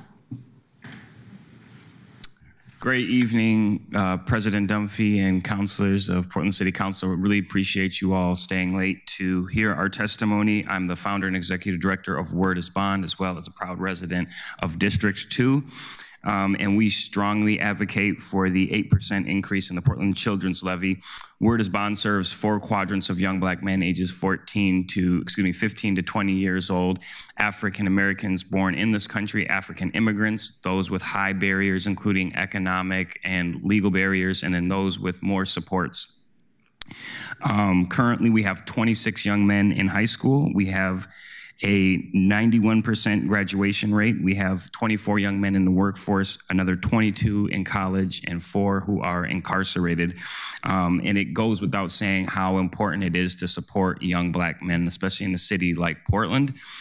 Considering the $160 million or so budget deficit that we're facing right now, I think it's extremely important that we invest in people, right? We know that data shows when we invest in youth in our communities, that those youth go on to be productive members of our workforce, go on to be homeowners and be less reliant on social services from the city, including over-policing of Black communities. So keeping this sweet and short, we strongly advocate for this increase to support youth in our city. That will be a long-term investment to the vibrancy of this city. Thank you. Hello, everyone. My name is Muna Yusuf. I had a few kiddos that were supposed to come up, but they couldn't wait and they had to leave. But my name is Muna Yusuf, like I stated, and I serve as a program manager for Center for African Immigrants and Refugee Organization, also known as CAIRO. I really do want to thank you guys for sticking behind and giving us this opportunity to speak with you. We've dealt with a lot throughout this past year. Our organization in August has experienced an arson attack at a preschool program that we've offered on our preschool playground, and following that fire, we've experienced a lot of safety concerns, break-ins, threats, which has really did force us to stop a lot of in-person activities to kind of focus on the safety of our community and the children.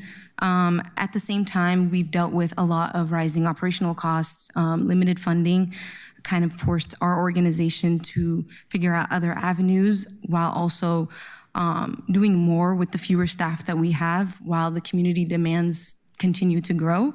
And I believe, despite these challenges, we've really shown out for our students that we're kind of supposed to be here to talk about what this program has provided for them and the impact that it's brought into their lives. But I really do believe that this 8% increase is really important in stabilizing a lot of the work that we're doing and sustainability for a lot of the nonprofit organizations that are providing these services.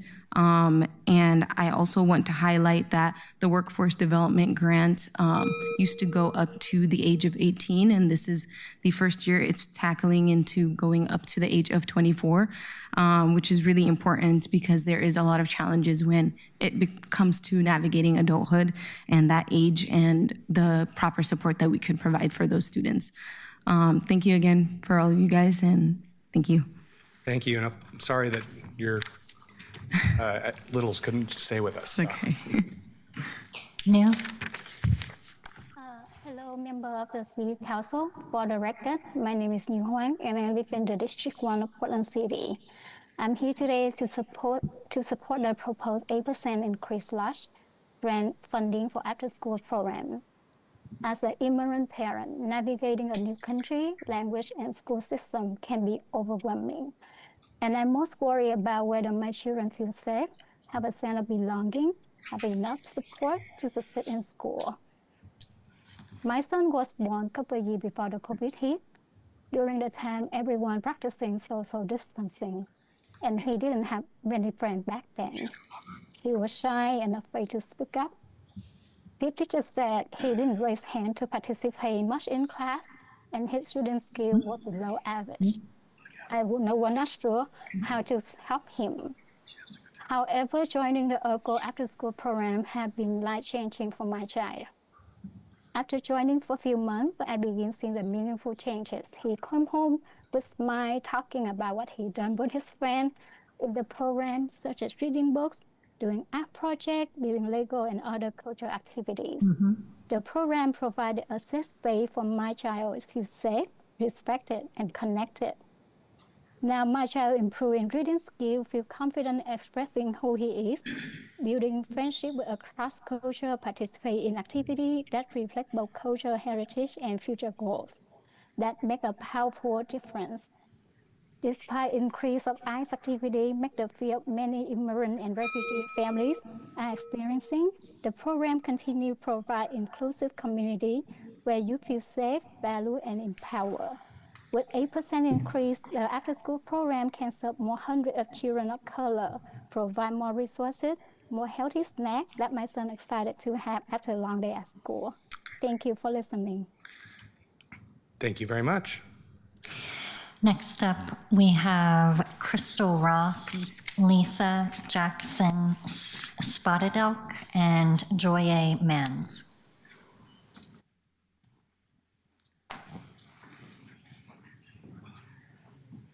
We have two online.